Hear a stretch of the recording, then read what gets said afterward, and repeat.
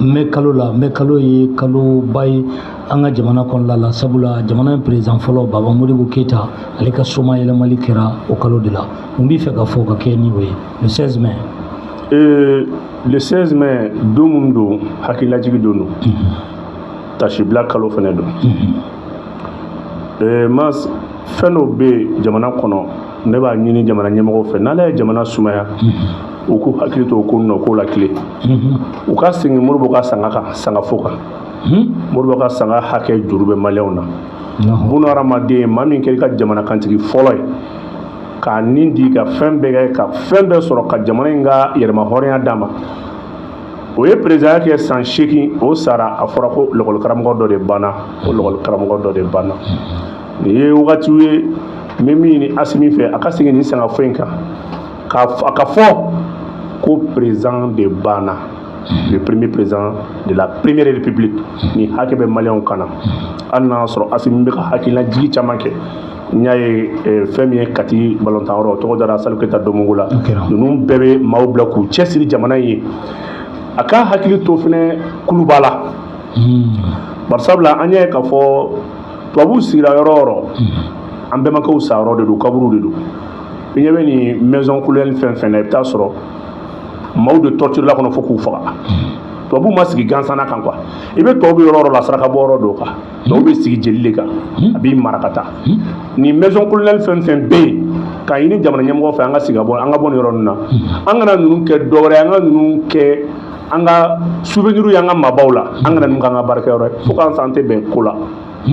fo kan santé be kula ni ya ko mo ko ci trop superstitieux mais to bu de be aka eren d'Angleterre ka jigini na ani ministre télé koro mtaro eren ko are prince musu nga jigini be princesse dodo o ka dengulo la princesse Diana tedi wa bonki te ko ntuwala mais ala mun te to buye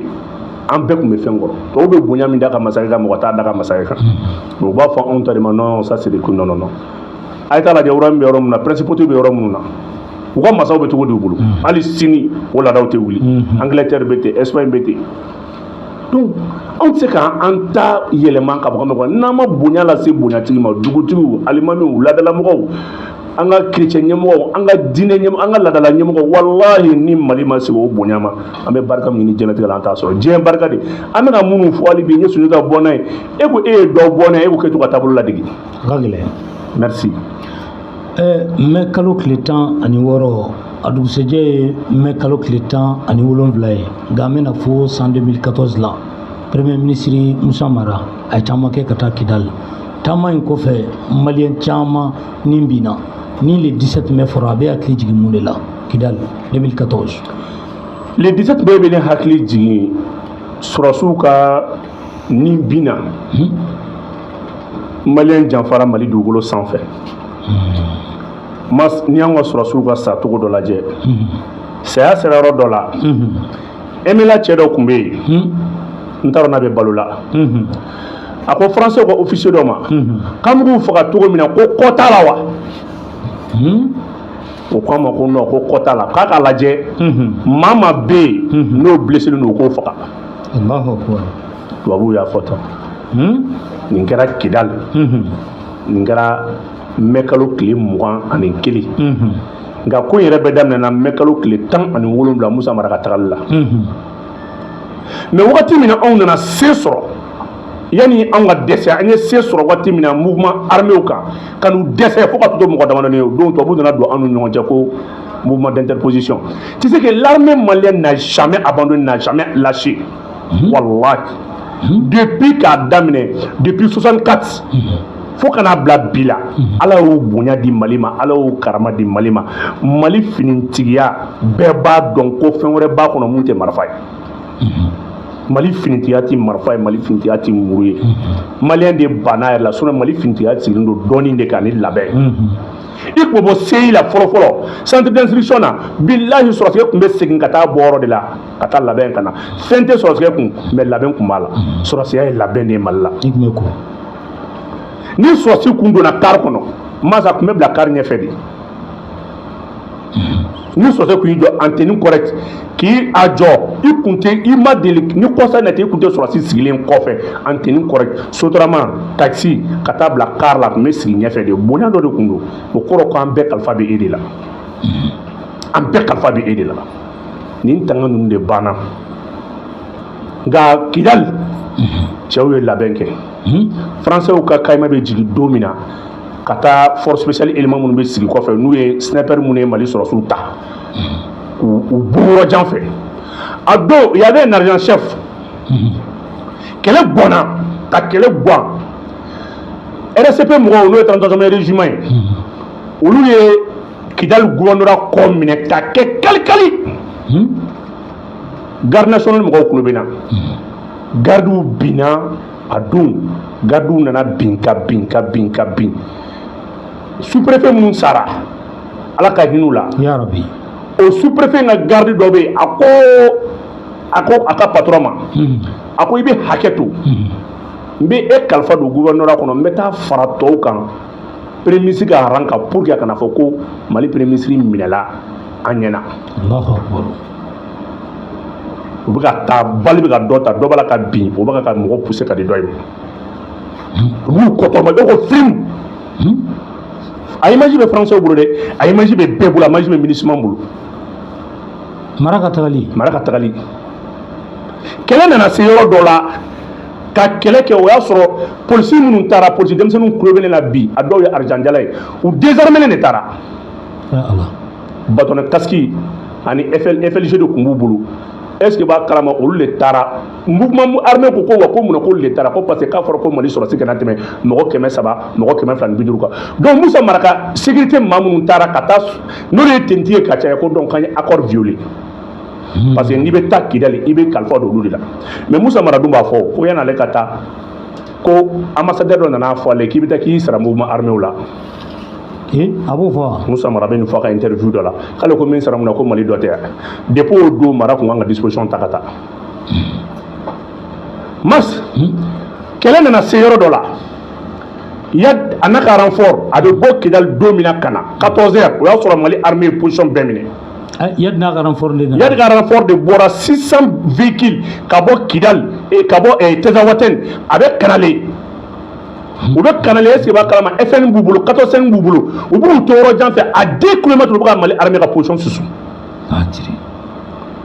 u ye armée ka position susu l'armée avait deux véhicules deux véhicules d'infanterie on appelle ça BM 21 u b'a fɔ olu de ma ko Bolivia Manshinda les armes de guerre les armes collectives 30 tours de combat là a obi kelen n'a binna a bɛ 400 mètres carrés a ka zone d'arrosage ye a y'a gosi ka yari ka mobili plus de 150 véhicules k'a ta k'a wuli o ye mun kɛ u tila tun français tila ka position d'u ma ka don ni kan 1 partenaire tun bɛ yɔrɔ min na parce que u y'a ye sisan armée avait deux BM 21 donc arme d'infanterie do artillerie do donc batterie de b'a la i b'a programmer i b'i ka cible ta yɔrɔ jan fɛ après français k'u ma k'u k'o ligne to k'u yɛrɛ kɛ parce que o de ka jugu mobili in fɛnɛ ma mobili in filɛ nin ye ale ka jugu tupu de ma n'aw farala ɲɔgɔn kan donc ka français k'u ma k'u k'u yɛrɛ kɛ u y'u yɛrɛ kɛ k'u ka jigin ni ka 1 parce que ka 1 système de défense aérien b'o la a bɛ se ka mortier kunbɛn u jiginna ni ye k'u camper nin bɛɛ kɛra c'est pour ça ne bɛ fɛ procès ka kɛ fɛn in na quoi mɔgɔw ka exemple mɔgɔw ka fɛn caman fɔ quoi nin kɛra ka Musa Mara to ka 1 kɔnɔ o kɛra parce que région banna gouvernorat kɔnɔ Musa Mara taara ka 1 kɔnɔ marifaci daminɛna donc Gamu ka mɔgɔw garde nationale RSCP gendarmerie olu nana fara ɲɔgɔn kan position kelen k'an di position na sisan ka tila ka segin ka liti reprend ka i kunda mɔgɔ min ka tugun MINUSMA kelen de nana ka tila k'a fɔ an ka mɔgɔw ye tugun chaque fois n'an ye position sɔrɔ u b'a fɔ an ye ko non k'an k'an jɔ du minnu b'o yɔrɔ la u nana muso minnu bɛ yen Kidali ye o musow nana u kunda kogo la ka kule ko bombe bɛ ka jigin olu kan bombe bɛ ka jigin olu kan u nana mun kɛ rebelle minnu bɛ yen olu bɛ don musow ka burumusi kɛrɛ la olu bɛ ça fait musow bɛ kasi wagati min na musow kamankɔrɔ la olu b'u kun bɔ yen ka tiri kɛ u bɛ ka an ka cɛw jigin mais ni armée ka do gosili kɛ minɛn bɛ armée bolo o bɛ yɛrɛkɛli de kɛ donc olu bɛ obi fili anw ma an tɛ se ka obi fili olu ma parce que n'an ko an bɛ obi fili olu ma an b'an ka jamanadenw faga mais o jamanaden kelen u b'u k'u kun bɔ muso ninnu ka fini de fɛ fɛnɛ dɔrɔn ka anw tirer kabako don nin bɛɛ la le premier ministre o bɛ camp 1 kɔnɔ officiels Mali sɔrɔsiw bɛ camp 2 kɔnɔ donc dɔnni bɛ gouvernorat kɔnɔ donc arme lourde de bɛ ka ɲɔgɔn lamɛn sisan u bɛ ka arme lourde obiw de bɛ ka fili ɲɔgɔn ma donc e tɛ se ka obi fili parce que ni e ye obi fili a bɛ fɔ ko e ye carnage kɛ dɔrɔmɛ dɔ bɛ ni Mali armée fagali kɛ a bɛ fɔ ko a ye carnage kɛ mais olu bɛ obi fili anw ma hali sini an ka préfet 6 français de nana n'a su ye su fɛ k'u sara français de bɛɛ kulo bɛ ne na français de nana n'u su ye k'u sara o kɔrɔ ye mun ye kɛlɛ gannen français de y'u labɔ k'u di mouvement armé ma k'u faga MINUSMA mɔgɔw de y'u labɔ k'u di préfet minnu tora la parce que kɛlɛ bunnen rencontre bannen le premier ministre est parti quand un k'a taa partenaire rencontrer mankan wulila o yɔrɔ de la mankan wulilen ye ale taara ka sous préfet ni préfet to yen ka taa k'olu to yen ale taara k'olu to yen donc ale taara k'olu to yen kɛlɛ gannen an kɛlen ka se sɔrɔ midi wagati mouvement armé fana bolila ka t'i kalifa don gouverneur yɛrɛ fana kɔnɔ donc français ka capitaine nana BTR allié a ka BTR ninnu ils ont allié à peu près une dizaine de BTR u y'o allié ka bɔ cessez-le-feu parce que an ye se sɔrɔ bon se u kelen ka se tan ka kuma min na ni ko convoi bɔra Kidal Tezawatène ka na o temps de kɔnɔ u ye fanga sɔrɔ donc o y'a sɔrɔ mouvement armé mɔgɔ minnu dogolen don gouverneur kɔnɔ olu ye an ka préfet ta otage la o y'a sɔrɔ MINUSMA mɔgɔw fana bɛ parce que rencontre kɛra MINUSMA mɔgɔw fana ye donc e de kan ka f'u ma non a tɛ se k'u faga mais hali sini n bɛ ka kuma min fɔ je répète et j'assume sufɛ tubabuw de nana an ka mɔgɔw ka 7 corps 8 corps ye ORTM technicien dɔ ani mɔgɔ kelen ale ni mɔgɔ 6 ORTM technicien dɔ tun b'a la o tun b'a la Ala ka hinɛ u bɛɛ la u ni tora a la donc anw ma combat perdu dɛ tubabuw de nana an t'u sugu dɔn n bɛ seereya d'i ma ni fɛn kelen maa ma tulo bɛ na u ka taa vérifier Faisal le bras droit de Gamou ale de tun bɛ ka tiriban bɔ su ɲɛ la a bɛ ka tubabuw identifier nin ye bila ye nin ye bila ye nin ye tubabu ye nin ye tubabu ye nin tɛ tuareg ye nin ye tubabu ye nin ye tubabu ye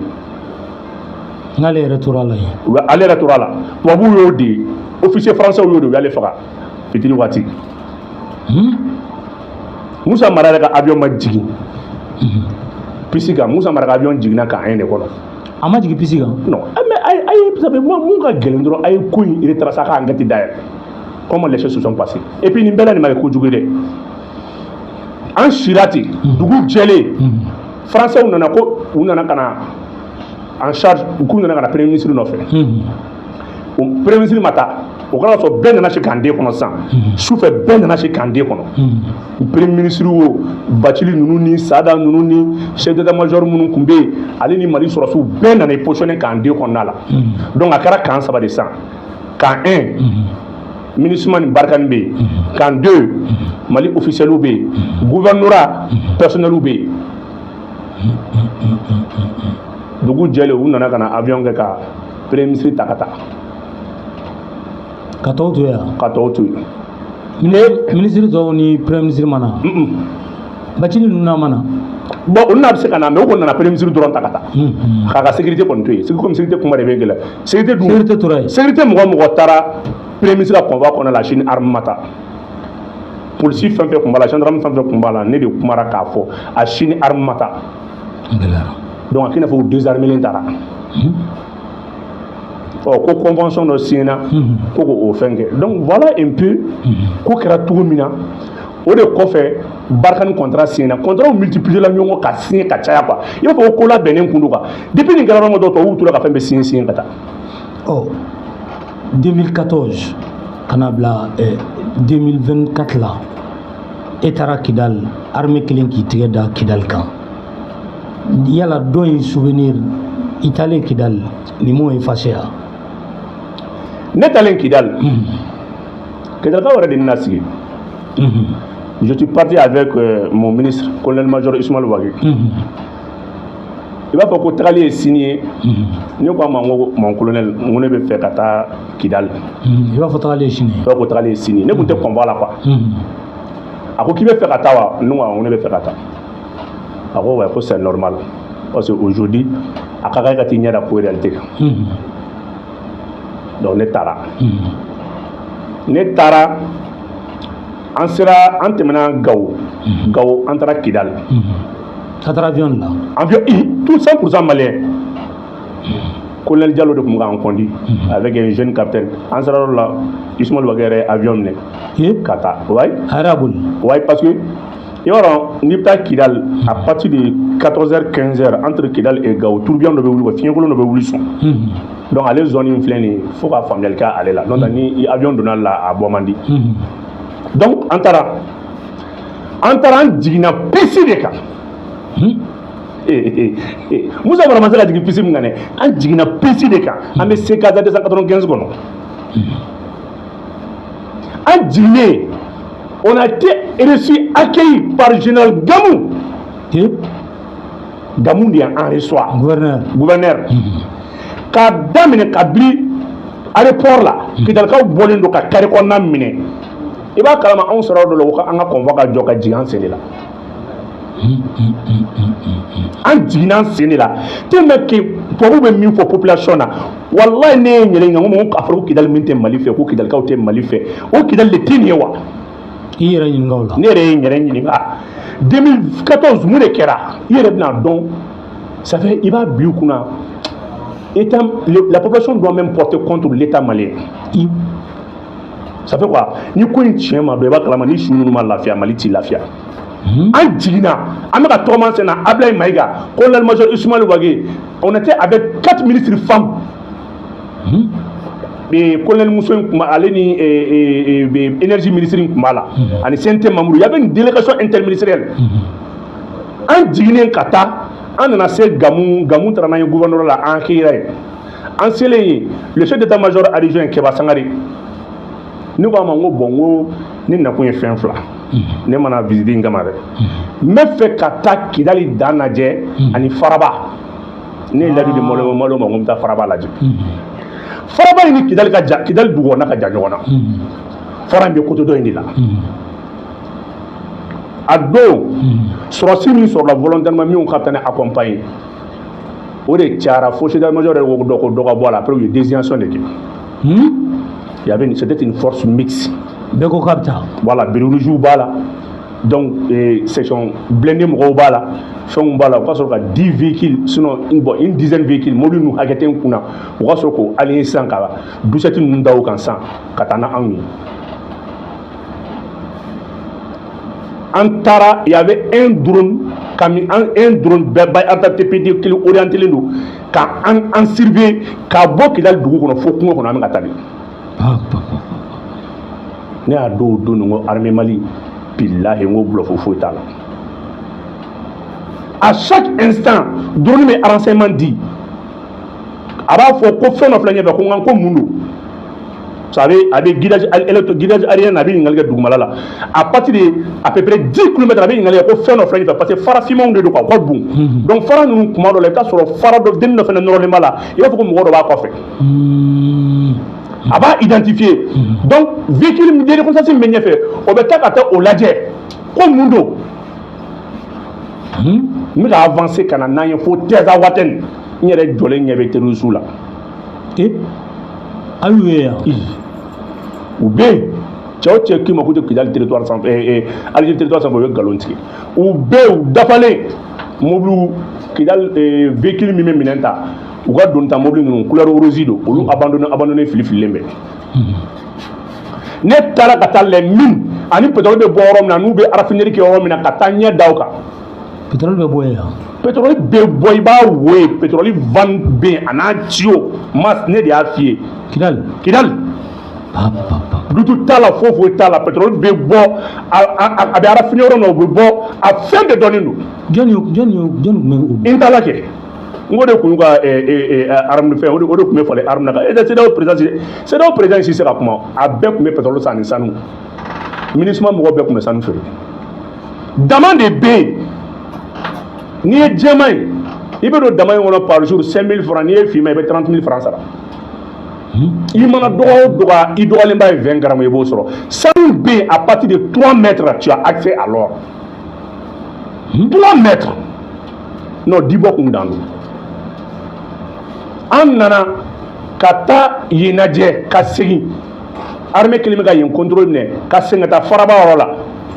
u ka ne sigi u kan na ka yɛlɛ fara sanfɛ a fara ka jan i fara ka jan dɛ i ye y'o de la a sanfɛ ka o de k'i ka rêve ye awɔ ka n tɛgɛ fila yanga ka diɲɛ seleke naani lajɛ a tigi mara b'i to yen ka diɲɛ ye mas i bɛ kungo de ye ka taa hali kɔnɔ man bon ye bɛɛ ji feerelen kɔnɔdennin kɔnɔ i se ka fɛn belebeleba tɛ gendarmerie bɛ jigin foyi man bon ye wayi c'est le contrôle dans 100%. Ni ye n da o la ni a bɛ ala k'a don a ye ne tigɛ Mali politicien dɔ la fo k'an santé da o la ni mana miiri n ko ninnu de nana campagne kɛ Kidali 400,000 politicien minnu taara u tulo bɛ ne la u bɛ 400,000 150 u tun b'o de sara pour que ka taa Kidali u b'o de sara MLA ye et puis o tɛ baasi ye dɛ MLA bɛ tila k'a f'u ma ko vous avez 30 minutes 30 minutes de b'u bolo bɛɛ tulo bɛ n na armée de taara n'a ye n'i ko ko transition ma fɛn k'o la ne b'i la n bɛ yɛlɛ ni ko Mali armée tɛ fɛn o la ne b'i lajɛ n bɛ yɛlɛ ka taa ka segin ka na hali kala man wagasi sɔrɔsiw bɛɛ tulo bɛ ne la an taara an seginna ka tila ka na an ka sɔrɔ ka taa préfet ninnu kaburu la Ablaye Mayiga ko an ka taa tâche bila préfet ninnu kaburu ko n'i y'an bɛ don Kidali bi Ala ni nin préfet mɔgɔ wɛrɛ ninnu Gamu y'an kɔnde an taara k'an den kɔnɔ la Ala ka hinɛ u la u kaburu filɛ donda la juste à droite i bɛ don i b'u kaburu ye an ka sɔrɔ ka taa dugawu ta u kaburu kan ka tâche bila k'u ye u ka saya ma kɛ fu ye yɔrɔ minɛ la ka na bonya da u kɔrɔ ko yɔrɔ minɛ la bon ne ni mɔgɔ tɛ se ka da ɲɔgɔn ma mɔgɔ min Kidali binna bolo a ma deli ka t'i ɲɛ d'a kan ale bɛ Kidali kɛlɛma de don ne bɛ Kidali lafiyalen de don donc an tɛ se ka an ka personne tɛ kelen c'est mara bɛ se ka hami jiko ni kuranko la bi mais ne bɛ hami sécurité de la parce que ne taara ka taa Kidali lajɛ marifa ma ci ma marifa ci kan kelen bɛ n tulo la bon ale dun erion kɛ marifa kɔrɔ ka bɔ marifa kɔrɔ fo bi a m'a ɲini ka segin ka taa tâche bila kɛ aw sara ne de ne ko basi foyi tɛ mɔgɔ la ye Kidali subhanallah n ko n bɛ ka min ɲɛfina wa ma min faamuya n t'a dɔn MINUSMA ye baara dɔ kɛ Kidali worobinɛ ni i bɛ k'i sen bɔ a kɔrɔ ni babini b'i sen a b'a poyi a b'i ka babini juru de a b'a pan ka b'i sen na tellement que ni pression bɛ bɔ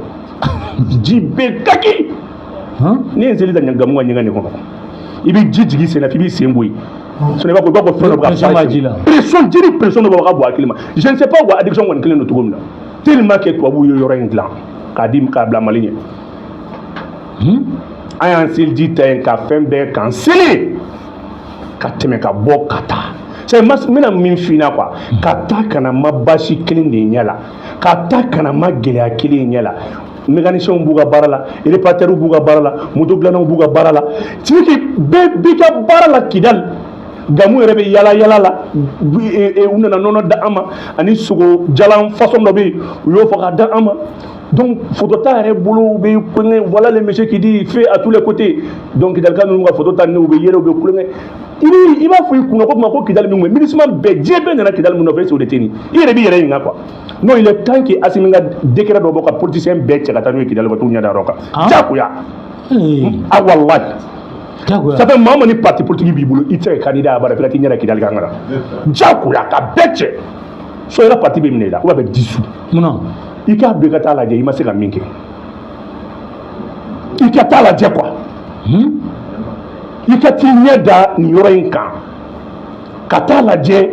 i ka armée n'a ka minɛnkolon sera ka min kɛ c'est vrai n'i b'i dɔn ko jamana in ma baara kɛ ko Assimi ma baara kɛ i ma taa nin walayi Bamakɔ n'i bɛ Bamakɔ i bɛ ko Assimi ma baara kɛ mais n'i bɔra de i bɛna Assimi ka baara kɛlen dɔn k'a dɔn min don an bɔra Kidali ka jigin ka taa Gawo aw kɛ mobili la mobili cogo di masini bɛ fɔ ko avion bɛ ɲɔgɔn bɛ fɔ ko taxi a caman anw ka convoi wulitɔ anw wulila en 5 heures du matin drone 3 de wulila anw ye pour la reconnaissance c'est vrai on tient les hauts c'est vrai n'i ka jamana sanfɛla y'i ta i tilala quoi 3 drones ba attaque TPD 3 o de wulila ka taa 2 drones ba attaque TPD et TP3 fila o bɛ ka fermeture k'an kɔfɛ an taara yɔrɔ min fɛnɛ tun on a trouvé que il y avait une section drone encore 6 drones o de kelen bɛ ka essayer ka ma bɔ position avancée la donc en tout et pour tout à l'air on avait à peu près une dizaine de drones o bɛɛ bɛ k'an kɔlɔsi o nin bɛɛ ni dugumala dɛsɛra sanfɛla bɛ gosili kɛ a drone bɛɛ a bɛɛ armé don missile la des missiles Kinjal, a bien chargé nous. C'est à Dola, il est que les caméras, il y a des drone mina minke, terroristes la tout le monde, il est à la délite, terroristes de Rabouine, il faut bonder pour la guerre, c'est qu'elle est mieux, faut qu'elle est négée. Ah, faut qu'elle est d'abord, ah, t'es qu'elle est blanc, faut rester au avec qu'elle est négée, mais quoi. Quand on me dit, non, n'est pas sur la fin, non, n'est mieux, n'est pas de faux. Non, n'est pas de faux, je crois trop à mon armée. Trop. Donc, nous tara, en taranina, kana gao, kana section drone nadie, et nous ça y est tout. Et puis, les drones en attente, en cas d'intervention, drone en attente qui sont prêts à voler, au secours. Nous le drone, il sait qu'à compter quoi. Il y a flux fada. Il y a même Mali sera qu'un keto quoi. Il y a Mali nous et si vous Mali d'Inia. Donc voilà un peu. Ni imagine qu'il a imagine Djougou effacé Nyakoro. Bien que nous est baroque, oui il a fait politicien de l'oufra. Il a fait politicien ou ma coup fait quoi? Politicien de l'oufra quoi? Tiens là quoi? Ou be couler ou tout Canada. Nous Canada avec la cata Canada, vous l'avez aimé la mouille, il frappe Karsala, au lieu de Korofani, Ninimeda. C'est le tac, maman, on va ou bolo coupe d'où il est dit, Jamana, Kaïté, Jamana Katra, Keleka, Bonola, ou tout le recours mouvement armé. Mouvement armé, nous sommes des cafards, qui dément les cafards. Il y a des démarches, il y a des jolies. Il sera fou, il sera fou. Donc voilà un peu, masse 2017 et 17 mai 2014, 17 mai 2024, après la récupération de Kidal, ne veut pas faire un fort. Tout là, Sarakatala, Mali et Moussa Marakatali, c'est une manière comment essayer de livrer Kidal à la France. Ne b'a blo mon ça n'engage que moi ou ne ka miri e Boumabel de beko fo parce que ne Boumabel de beko fo ne kelinga kine muna parce que kele tiene Moussa Mara segini Moussa Mara ko miseka kele engagé et bora mais e bora e ka segin trafa ka segin ka kata trafa ka segin ngaya fe yoro to ngoni ni segin ka ngam ka do ki bade no sinji debe tu dois tout faire encore pour apporter des secours. Mais on le 21 de quelle ville là? Le 22 de Mali est fait le 22. Le 21, 22 de Mali sorti Tchaman Sara. Mais alors que Moussa Mara est retourné le 18, entre le 17 et le 18, mais il s'est gagné encore fait 3 jours, 4 jours. Il fallait quand même apporter une assistance. On est pas familier. Mais en réalité, il y a là. Mais ma Tchaman kun hakilla ka foko président menata wachininki alna kara erdama doenga o makia ibsika musoro ka fola. Non. Asi me fait ta séjourner qui d'aller yɛrɛ de ye ta sigi ni bɛ ka parler ko mun fɔ nin bɛɛ ye siraban ye quoi tu sais que Mali tɛ mara abada Mali région tɛ se ka développer abada fo Mali faamaw ka surun a région na ni bɛ ka réalité de fina Mali région du nord tɛ se ka développer accord tɛ projet tɛ développement tɛ budget tɛ il faut que fanga ka sɔrɔ a ye na asi me ka min kɛ nin de don lu yoro mun be ka jɔ parce que u tawden kaso jɔ o bana u ye Kidal kaso bon fana jɔ o bana kaso ya me kuma be muso ka kini ndima e be manana kan fɔ ma bla ro jane kaso bele o ka jɔ donc c'est même que tawden kaso ko kan tuguni e sigi ma ko kan kuma min sani mun te dabla kuma be e de tɛmɛtɔ i be dugu i be mɔgɔw cɛla i be ka taa bila i be manana i b'a fɔ ko binkɛri kan mɔgɔw ɲɛna fi min minɛ dɛ Kidal Tawden kaso tɛ k'i jɔ wari dunna nin bɛɛ kɔrɔ c'est tous les infractions tous les crimes économiques et crimes de sang bɛɛ kan ka taa yen mais il y a d'abord fɛn de kama moto sonyɛnɛ ni jagata sonyɛnɛ de kama mais milliard sonyɛnɛ non olu ye Tawden f'i k'a dɔn ko sonyɛli ye min ye ça c'est des crimes da bɛ ka jɔ o de kama bon ne kɔni fɛ olu de bɛ taa yen sinon mɔgɔ tɛ avion kɔni don mɔgɔ la mɔgɔ min ye jagata kɔni suɲɛ 200 minɛn kɔni suɲɛ i bɛ se ka miliyɔn 2 don ka transport la cogo di ka avion kuntu la wuli n'o ye f'u caman ka da ɲɔgɔn ka taa de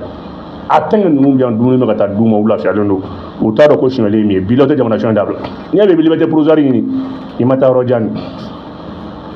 non Mali bɛ ka falen c'est que Mali réalité tɛ Bamakɔ quoi Mali réalité bɛ ailleurs i t'i da jamana in na f'i ka bɔ f'i t'i da jamana in na f'i ka mission kɛ armée nɔfɛ il faut être embarqué avec l'armée quoi. Ça c'est même que tu verras jamana yemi wallahi mega mi fina tout à la sarakatal c'est que ni ko yenya là quoi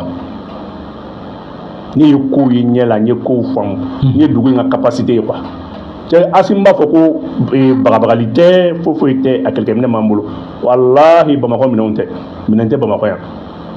wallahi minente bamako ya mas ne arme de Kidal Galaxy Z50 nyaay Kidal a bu kuna 155 tours de balle wallahi ale arme kili ibe ale arme kili ka che duru dama absi ki joni Kidal nan lamunun bekele 155 tours de balle ça veut dire qu'on a 155 hobbies et armes absi ko de ti a jolé tu sais que batterie nani wa duru de don robala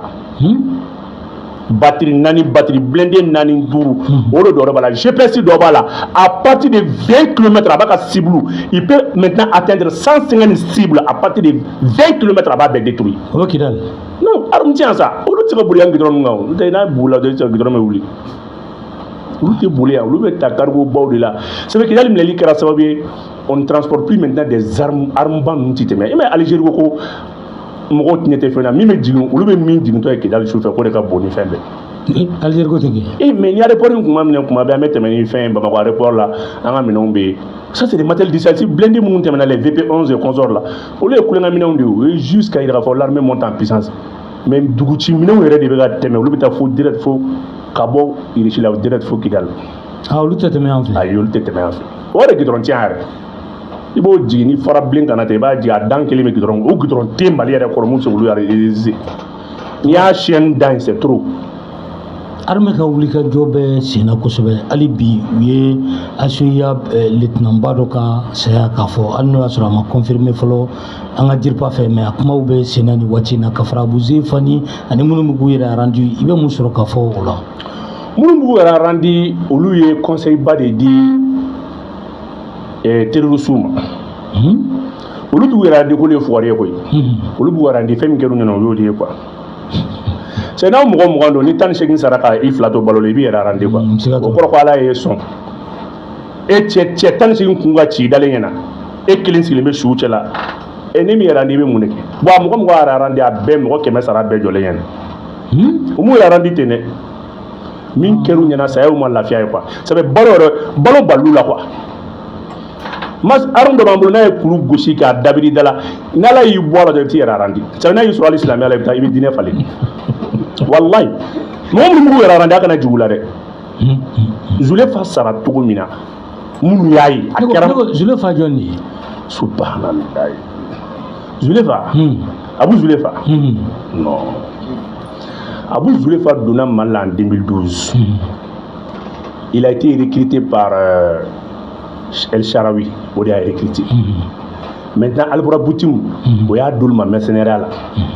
Albora Boutim, on a fait la cadi. Akimima. Akimi a dit Pela. C'est maman. Ah oh,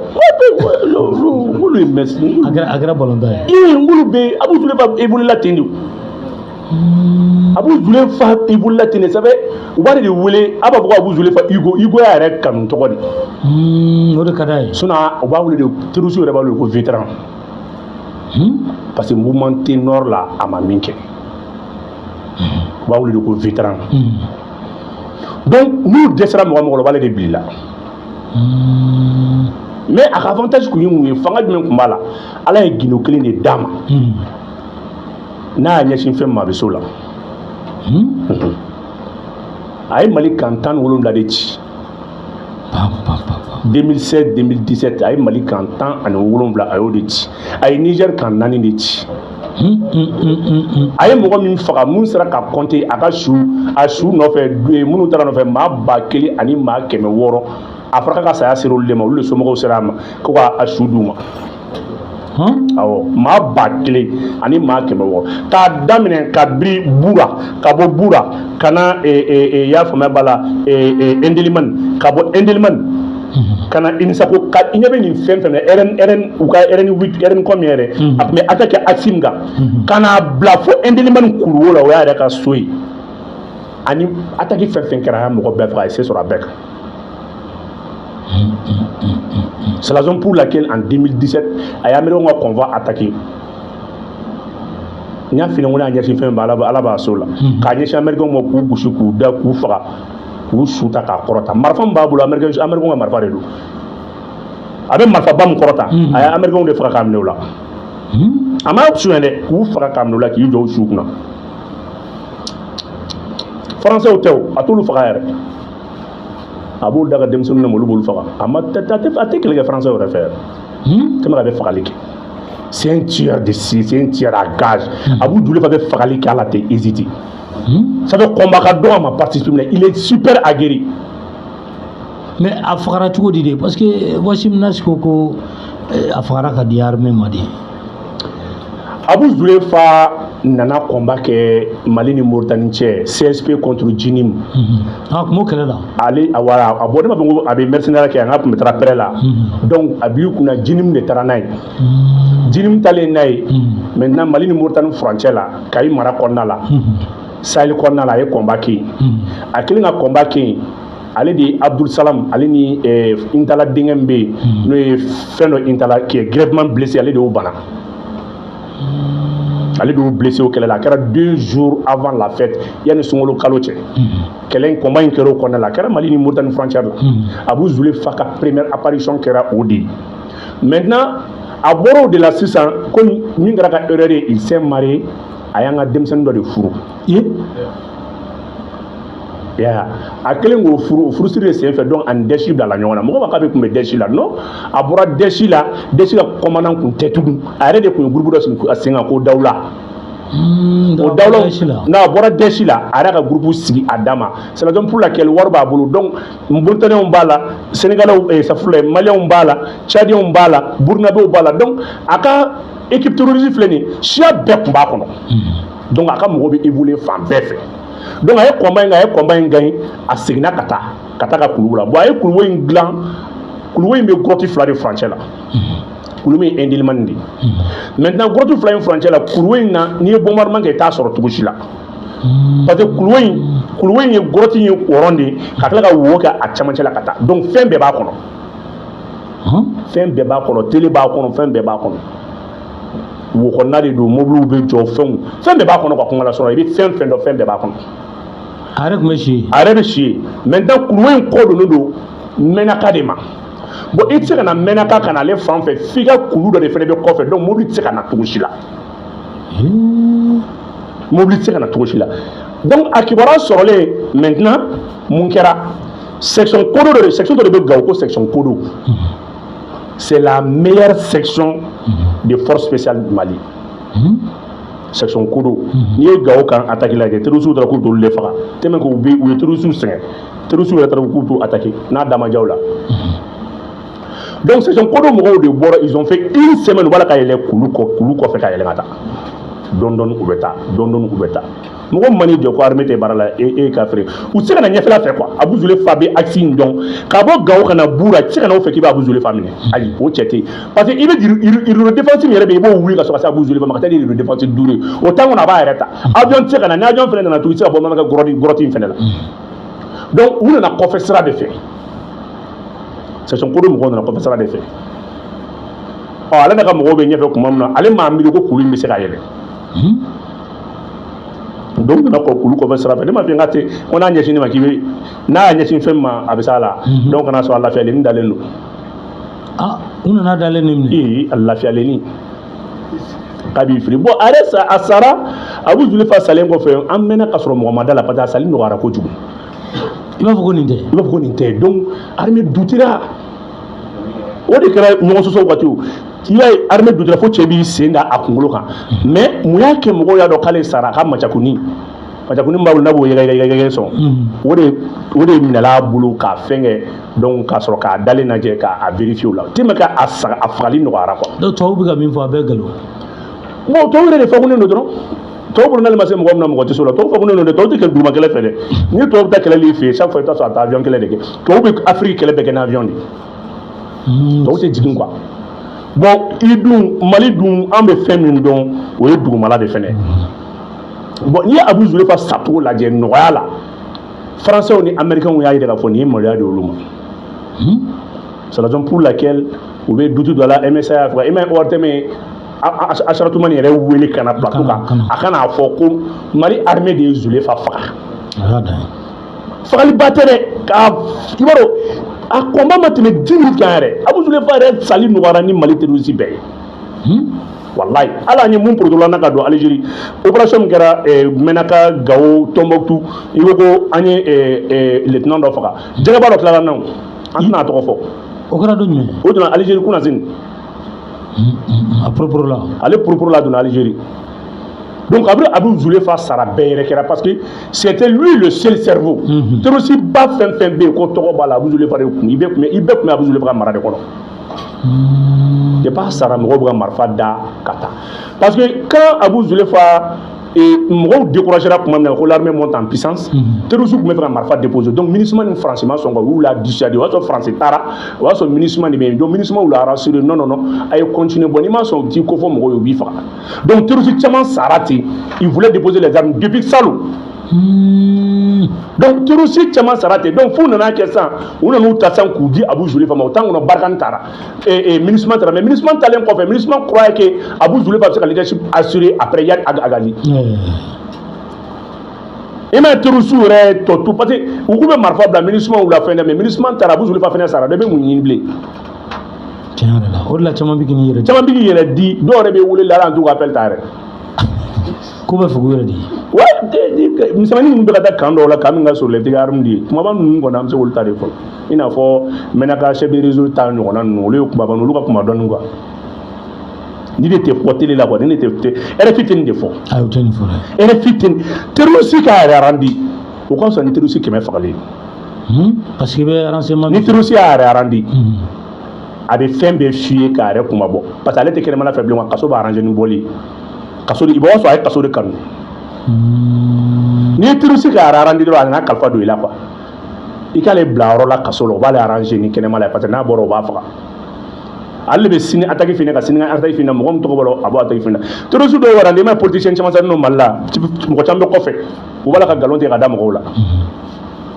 donc Teroussou chama ne kumbe qui est en contact avec certains politiciens maliens mun kumbe mishu feroui ko chama na bokela na clef line na mishi ya politicien do no politicien mana faso wordun ka Teroussou fini ka mishi feroui wordun oh en GTA mi barake na atoko GTA de nettoyage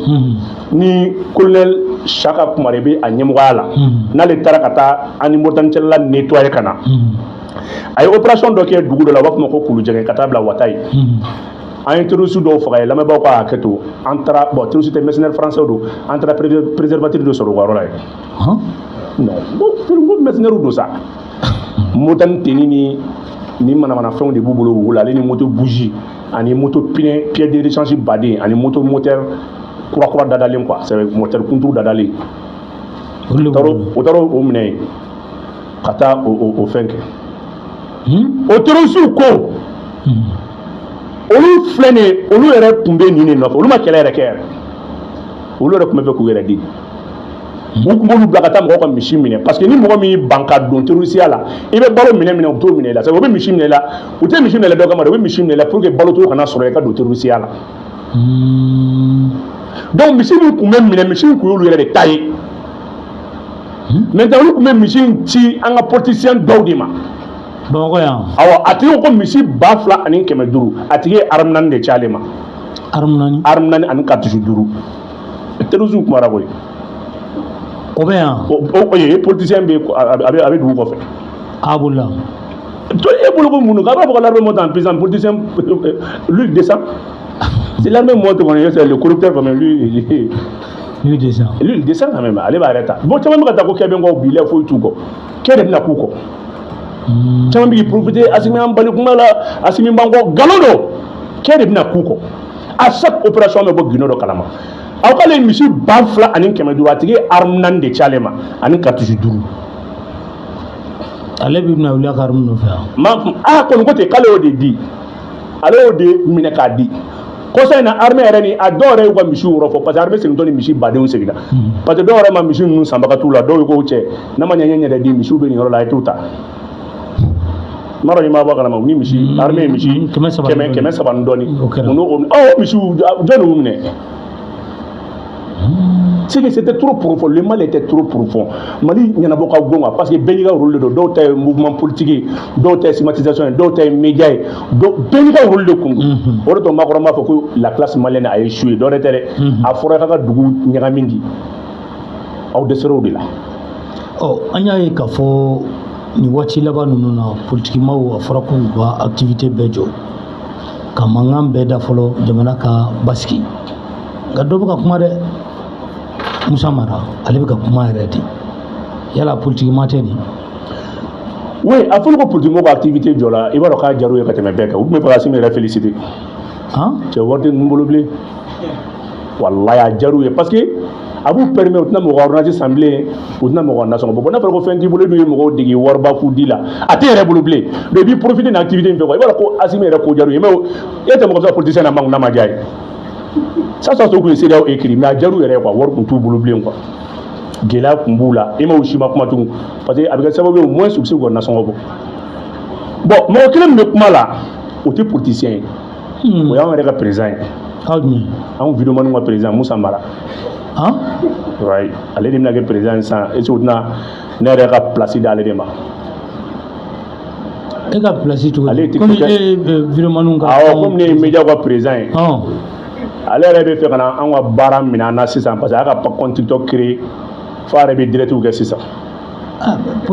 Politikima tɛ yan? Ayi, politikima tɛ, a ma deli ka kuma ni politique tɔgɔ yɛrɛ, vidéoman de don.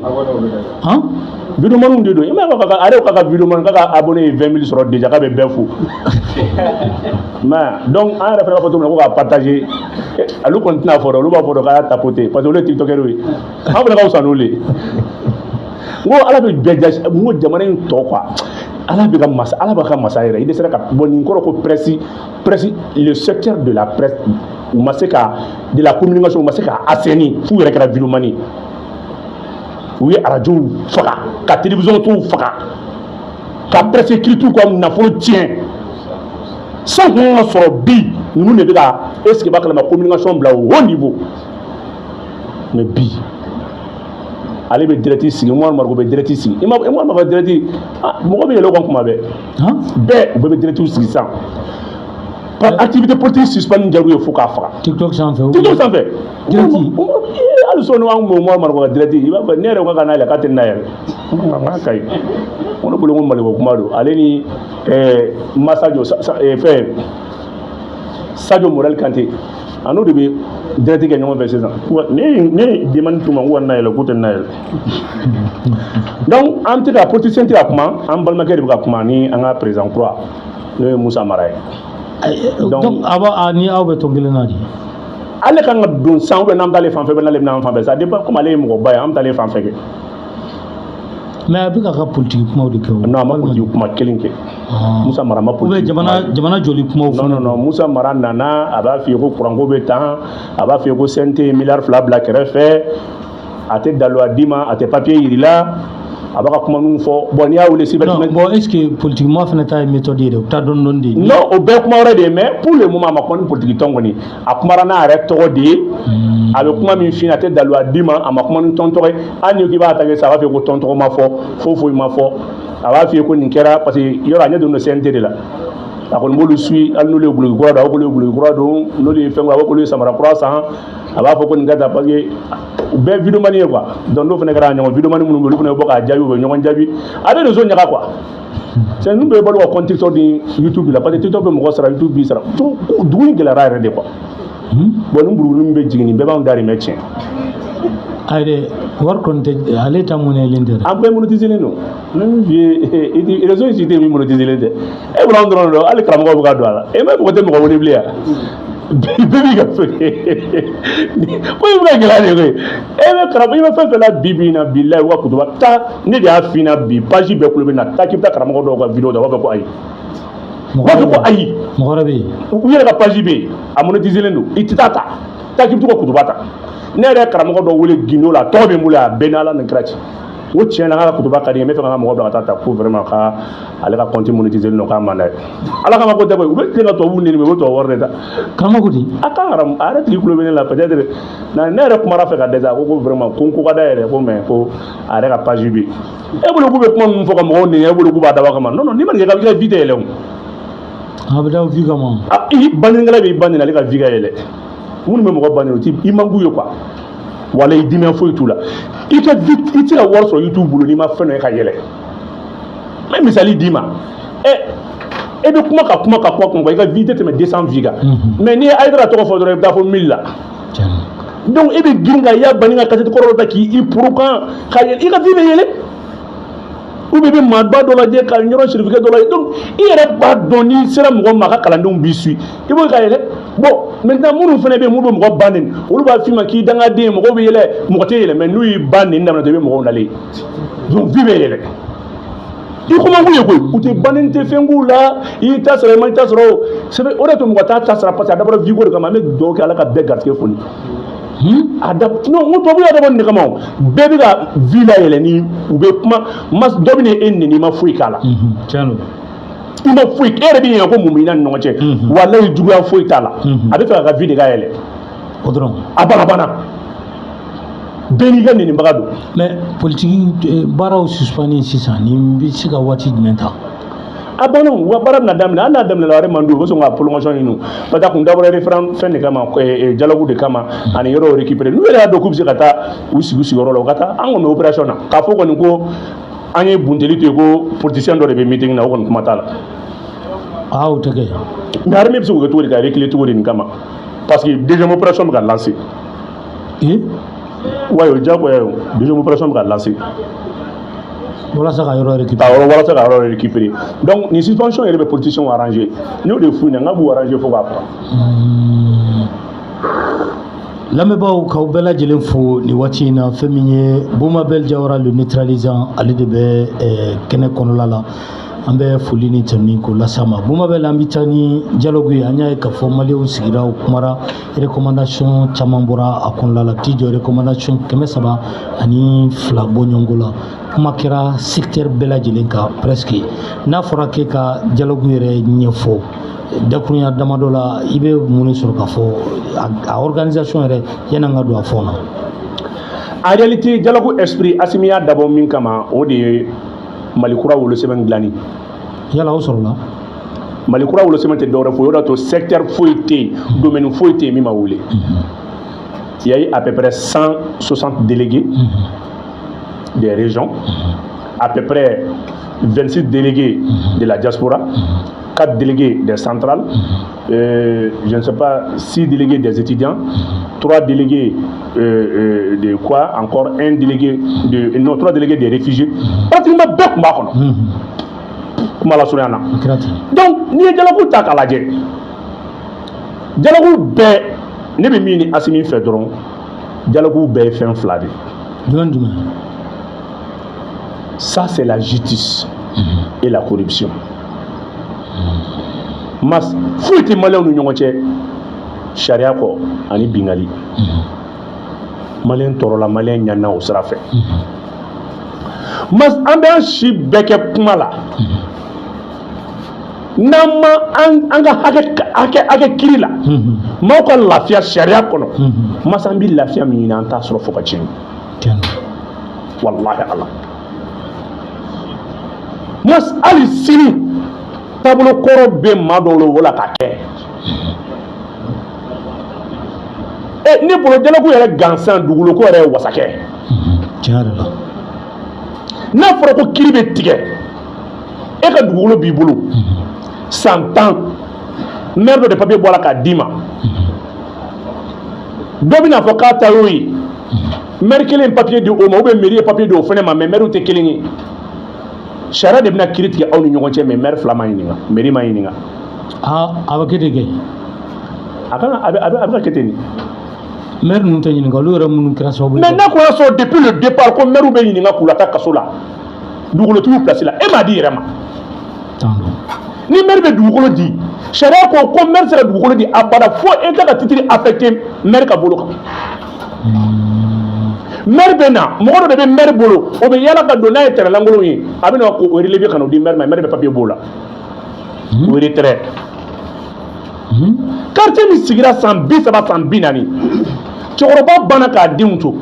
musokɔrɔba bana k'a denw to denw taara k'a kalifa don balimakɛ dɔ la tɛrɛlankolon 2 bɛ yen e nana papier bɔ o la maa minnu fa ni ba ta ɲɛna dɔ b'o terrain kan bi o b'a la k'o jɔ k'i sigi o kan bi o taara ka taa jugement kɛ ni yatimɛ ni falatɔw ye tribunal la ka terrain k'a yɛrɛ ta ye un lotissement qui date de 72 e ka papier ye 2014 ye o cɛ ka jan o bɛ se papier 2014 se ka 72 papier annulé cogo di kɛcogo t'o la bon o de ye Jalo ye Jalo kun kan ka sigi nin de kan n'i ma fɔ a kɔnɔ de Jalo ni bɛ fɔ a kɔnɔ cogo di k'a fɔ justice tɛ se ka mɔgɔ ka terrain minɛ a la justice bɛ se ka décision casser de k'a lasegin ka taa sariya min y'a di o de bɛ segin k'a réattribuer i m'a di o i m'a di i tɛ se ka minɛ ni bɛna tugu ko ma sigi gɛn ka bɔ n ka so kɔnɔ dugutigi de ye ne ka yɔrɔ di ne ma dugutigi di dun yamaruyalen don le droit coutumier a ye taa lajɛ la loi de 94 loi droit coutumier respectelen don a bɛ sariya kɔnɔ bon imagination nana enquête nana morcellement sera yɔrɔ ma lotissement sera yɔrɔ ma ka sɔrɔ dugutigi ye yɔrɔ di dugutigi ye yɔrɔ di ka minnu sigilen to yen olu de bɛ régulariser ou bien yɔrɔ bɛ di mɔgɔ kura de ma olu de ta ka olu de bɛ régulariser mais Mali sariya tɛ ka kuma o kan a bɛ sariya kɔnɔ mas sariya ye fɛn nɔgɔnba de o yɔrɔ bɛ sariya kɔnɔ kɛ sariya ko article 72 n'i ye permis kɔfɛla yɛlɛma permis d'occuper kɔfɛla yɛlɛma ko le détenteur de ce document ne peut ni céder ni vendre sans avoir informé l'autorité qui a la délivré ko mɔgɔ min tɛ ko permis d'occuper ne peut pas faire l'objet de vente a tɛ se ka feere mais n'a fɔra ko permis i bɛ dugukolo san 500,000 5 ans ka tila k'o feere 20 millions l'État ne gagne rien e bɛ tila ka taa notaire dɔ fɛ o b'o bila ka taa domaine na domaine bɛ 20 millions domaine bɛ privalité à 35 20% 15% 17% ni dugukolo feere ma ni dugukolo ɲagami ma don da la mun de bɛ don da la e bɛ fɛn jumɛn dɔ diɲɛlatigɛ la k'i b'a san 500,000 5 ans k'a b'o miliyɔn 30 d'i ma ni dugukolo tɛ dɔw b'o 40 50 o bɛ mɔgɔ dɔw bolo u b'a la k'a feere dɔw bɛ yen dugukolo kelen t'olu bolo o dossier kelen bɛ taa sariya la sariya bɛ tila k'o kiiri tigɛ tugun o kiiri bɛ tigɛ cogo di ne bɛ fɛ k'e ɲininka mas sariya dun ko permis tɛ se ka feere kɛ bon n'a fɔra ko permis tɛ se ka feere kɛ o kɔrɔ dɔw b'u jɔ faamaw ɲɛma k'a fɔ ko maire yɛrɛ de n t'a feere ma mais ça c'est grave maire bɛ se ka dugukolo feere cogo di ou bien maire ka taa o k'a ye dugukolo feere la maire bɛ dugukolo singa de mais fɛn min kan ka singa n'i y'a feere o kɔrɔ k'i ye fɛn feere ta tɛ min ye donc d'emblée maire kan ka taa kaso de la fɔlɔ. Mais permis d'occuper, c'est pas permis d'occuper, permis d'occuper, quand tu es permis d'occuper. C'est un titre précaire, il t'attend. Le titre foncier, allez, c'est l'objet de vente. Parce que ça n'y fait pas permis d'occuper, lettre d'attribution, ni serait si ça fait mais bien ne va faire qu'il faut attendre à ce genre de vente ou de donner. Donc, na charia fait un nial et bladro charia bible. C'est ni si Allah bargado charia là, ni pas charia contre charia betuni là. O keleni après que maire de Chichodi à l'état d'habitation. Après que sous-préfet, quand il est agro-pastoral de dit, au préfet, quand il est agro-pastoral de dit, mais préfet ça t'a sur du tout dit. Ne bɛ fɛ k'e ɲininka a b'i dabali ban ne bɛ fɛ k'e ɲininka maliyɛn bɛɛ mɔgɔ kalanenw de bɛ k'a lamɛn préfet bɛ se ka taa permis d'occuper usage d'habitation le représentant de l'État alors que le préfet est le représentant c'est le chef de l'exécutif d'un cercle jaa sariya ko ko maire de bɛ si yɔrɔ di mun na barisabula ale ni dugumɔgɔw bɛ ɲɔgɔn kan ale bɛ dugu kɔnɔ donc préfet de ta ye bɛɛ ye et mais comment c'est que le représentant de l'État o bɛ se ka permis d'occuper siŋɛ cogo di e bɛ se ka terrain siŋɛ cogo di e de ta ye terrain mais il fait terrain singa mais il fait terrain singa il fait terrain firi madi oh sariya mun fɔ maire ka fanga hectare 2 préfet sous-préfet hectare 2 ou hectare 2 kila préfet hectare 2 gouverneur hectare 10 n'a tɛmɛ n'o ka conseil des ministres 100 hectares bɛ ka morceler bɛɛ sigilen ɲɛ b'a la donc o yɔrɔ ninnu olu ma don a kɔnɔ mais n'u ma don Jalo kɔnɔ Jalo bɛ taa min ni maliyɛn to nin yɔrɔ ye nin yɔrɔ de dugutigi bɛ ka taa kaso la ka dugukolo nɔfɛ Bamakɔkaw ye burusi kɔnɔna san k'a ban. Mais mun na ni yɔrɔ ninnu ma don a la de? N'o bɛ don a la cogo di soso b'a yɛrɛ fagalan dilan. Dialogue ɲɛmɔgɔ bɛ préfet n'o sous-préfet kelenw de wolo olu bɛ t'u yɛrɛ ɲɛfɔ o kuma ka da mun kan maire de bɛ ka diriger. Donc n'i y'a jateminɛ dialogue kɛcogo ma ɲa. Dialogue kɛcogo ɲana kɛ mais ni question ninnu de b'a cɛ ni bɛ ka maliyɛn tɔɔrɔ. Ninnu de kan ka don a kɔnɔ. Voilà les problèmes fonciers maliyɛn tɛ a ka so de o dialogue kelen tun kan ka fɔ ma min mɛrɛ dialogue tun kan ka fɔ tous les logements sociaux abandonnés selon maintenant l'article 7 du contrat de bail des logements sociaux bon logements sociaux bɛ 3 mois b'a mɔgɔ bɛɛ bolo n'i ma yɛlɛma a kɔnɔ a b'i kunna a ye taa déclarer a bɛ k'i ta ye dialogue tun kan k'o de fɔ jamana ka so jɔ k'a di ko ka luwanse kɛlɛ e y'o ta k'o di mɔgɔ wɛrɛ ma luwanse ou bien i y'o lankolon bila o kɔrɔ ko so wɛrɛ b'e bolo taa logement social la ye mɔgɔ joli bɛ luwanse la kɔnɔ a bɛ dɔw bolo a b'u dɔgɔnin bolo dɔw fila bɛ mɔgɔ dɔw bolo o muso fɔlɔ ni filanan bɛ o muso fɔlɔ bɛ kelen kɔnɔ filanan bɛ kelen kɔnɔ logements sociaux mais sariya kan ka penser nin de kan bi o so kelen ninnu bɛ yen mɔgɔ wɛrɛw de dalen b'u kɔnɔ.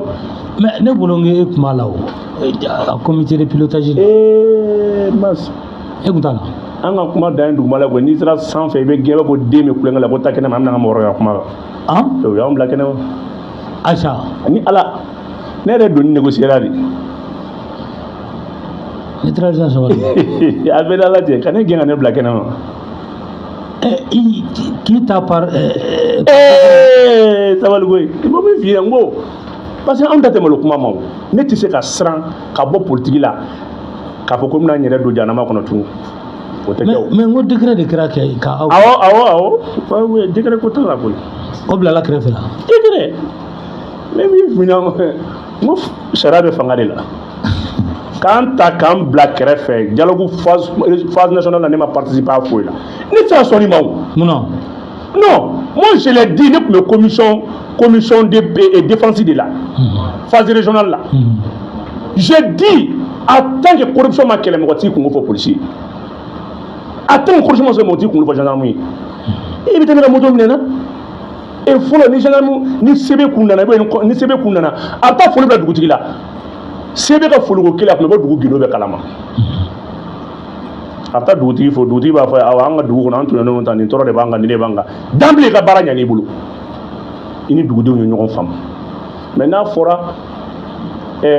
doigt don na e de bɛ t'i jɔ fali wotoro ɲɛ i m'a ko fali fiɲɛ tɛ i b'a ko wotoro catégorisé fɛn min tɛ yen fɛn min tɛ sɔrɔ tamasisɛki minɛlen b'i bolo 100 tan e ye lafiya sɔrɔ dugu kɔnɔ cogo di mais e ti tiɲɛ na kɛ la première forme de terrorisme c'est quoi c'est la corruption quand tu veux que jɔn ka taa fɛ yen o mɔgɔ i b'o o dɔgɔjɔla kelen na olu de bɛ terroriste ye kungo kɔnɔ olu de bɛ se k'e kunnafoni o lɔgɔ fiyɛla o tamatisegitigi o kɔngɔntigi o dɔgɔjɔla de bɛ terroriste ye kungo kɔnɔ a bɛna a fɔ e ne e yɛrɛ sigilen don k'o tɔɲɔ o bɛna mun de fɛ yen donc a kɛ i n'a fɔ an yɛrɛ ka comportement bɛ ka terroriste favoriser an yɛrɛ kan parce que terrorisme bɛ kɛlɛ ni kunnafonidi de o filɛ yan terroriste bɛ kɛlɛ n'o de terroriste bɛ kɛlɛ ni mun ye dénonciation bon maintenant ni terroriste kɔgɔra kungo kɔnɔ ka na e kama maa fɔlɔ min b'a ye kungo kɔnɔ chauffeur de bɛ se ka terroriste k'an ka chauffeur kulo bɛ ne la o dɔw b'u ka charbon bɔrɔ de feere ka kɛ passe ka taa so u bolo bɛ ban sira la pewu ne y'a fɔ n ko ni Asimi ma kuma corruption na corruption bɛ AES ko ban n'a fɔra ko Burukina bew bɛ ka tɔɲɔ an ka territoire ka 400 mɔgɔ tɛ to population mana degun na ya ko bon an tɛ AES yɛrɛ la bilen parce que an bolo ko AES ye badenya de n'a fɔra i bɛ ka 400 sara e ni mɔgɔ min kan ka taa fédération kelen confédération kelen o de bɛ ka k'i ka minɛ k'i lajigi 40 nɔfɛ nin nɔfɛ 400 600 mais a bɛ fɛ an ka taa min a bɛ fɛ an ka taa min en tant qu'on n'a pas lutté contre la corruption an bɛ fɛ k'an jɔ an yɛrɛ la cogo min na an tɛ se e ko k'i jɔ i yɛrɛ la e bɛ ka fɔ ko min ma ko i bɛ ka fɔ ko min bɛ ka bin kan dɛ o ye nin de kɛlɛ fɔlɔ tubabu ye corruption fɔlɔ de kɛlɛ ani injustice bon n'an m'o kɛlɛ an bɛ taa min hali sini ne ko n ko bɔn dialogue kɛnɛ kan n'an ye nin kɛlɛ n'an ye nin corruption kɛlɛ an ka tila k'a bila kunna tenitigi bɛ to ka sɛbɛn ka guloki kan n'i y'a ye fɔlɔ ko tenitigi tɔgɔ sɛbɛn ka guloki kan mun de kun don mun de kun don n'i ye 400 di min ma a tɔgɔ b'a kan i bɛ taa fɔ o don n ye 400 di karisa ma a tɔgɔ ye di a tun bɛ ne équipe de la a tɔgɔ de ye karisa tenitigi bɛ to ka n ka sɛbɛn ka guloki yɔrɔ kan a kun dɔ ye nin ye c'est pour lutter contre la corruption o y'a dɔ ye n'i ye 100 di mɔgɔ min ma i b'a dɔn i ye 100 di nin ma i bɛ taa tigi ko fɔ a bɛ dɔn mɔgɔ min don mais bi bi in na aw ko ka mɔgɔ jugu kɛlɛ aw ko ka tila ka aw ka comportement tɛ falen birimisi ka jɔ birifilin ka na langoloya ala ni ma mɔgɔ de bɛ falen ala tɛ falen koyi maliyɛn ko ala de ka sabali mais ale tɛ sabali e de bɛ sabali k'i jogo yɛlɛma ala bɛ hinɛ k'i ye corruption kelen bɛ ka fan bɛɛ tiɲɛ ka taa hali sini an bɛ nin tɔɔrɔ in na corruption bɛ ka taa bon an bɛ se ka mun de kɛlɛ bi k'an bɛ se sɔrɔ quoi jalaw kun kan ka sigi nin de kan aw ko n'an ye juge ye fɛn min na k'an ka ko numéro vert dɔ bɛ k'an ka taa fɔ yen masi an bɛ taa fɔ yen n'a y'a sɔrɔ an bɔra kalama k'a fɔ ko an ka kuma sera a seyɔrɔ la e ni ala n'a kira cɛ ne bolo brigade dɔ de kun kan ka sigi uniquement de lutte contre la corruption contre tous les fonctionnaires de l'État. Bon, comme il y a cour de compte k'a la et cour de compte de corruption kɛlɛ ye koyi ko ta bala cour de compte ye faso ka wari de taayɔrɔ ye ka faso ka wari de kisi suɲɛli ma fo a ka f'i ɲɛna de ka taa fɔ ko gouverneur ye nin kɛnɛ dugu la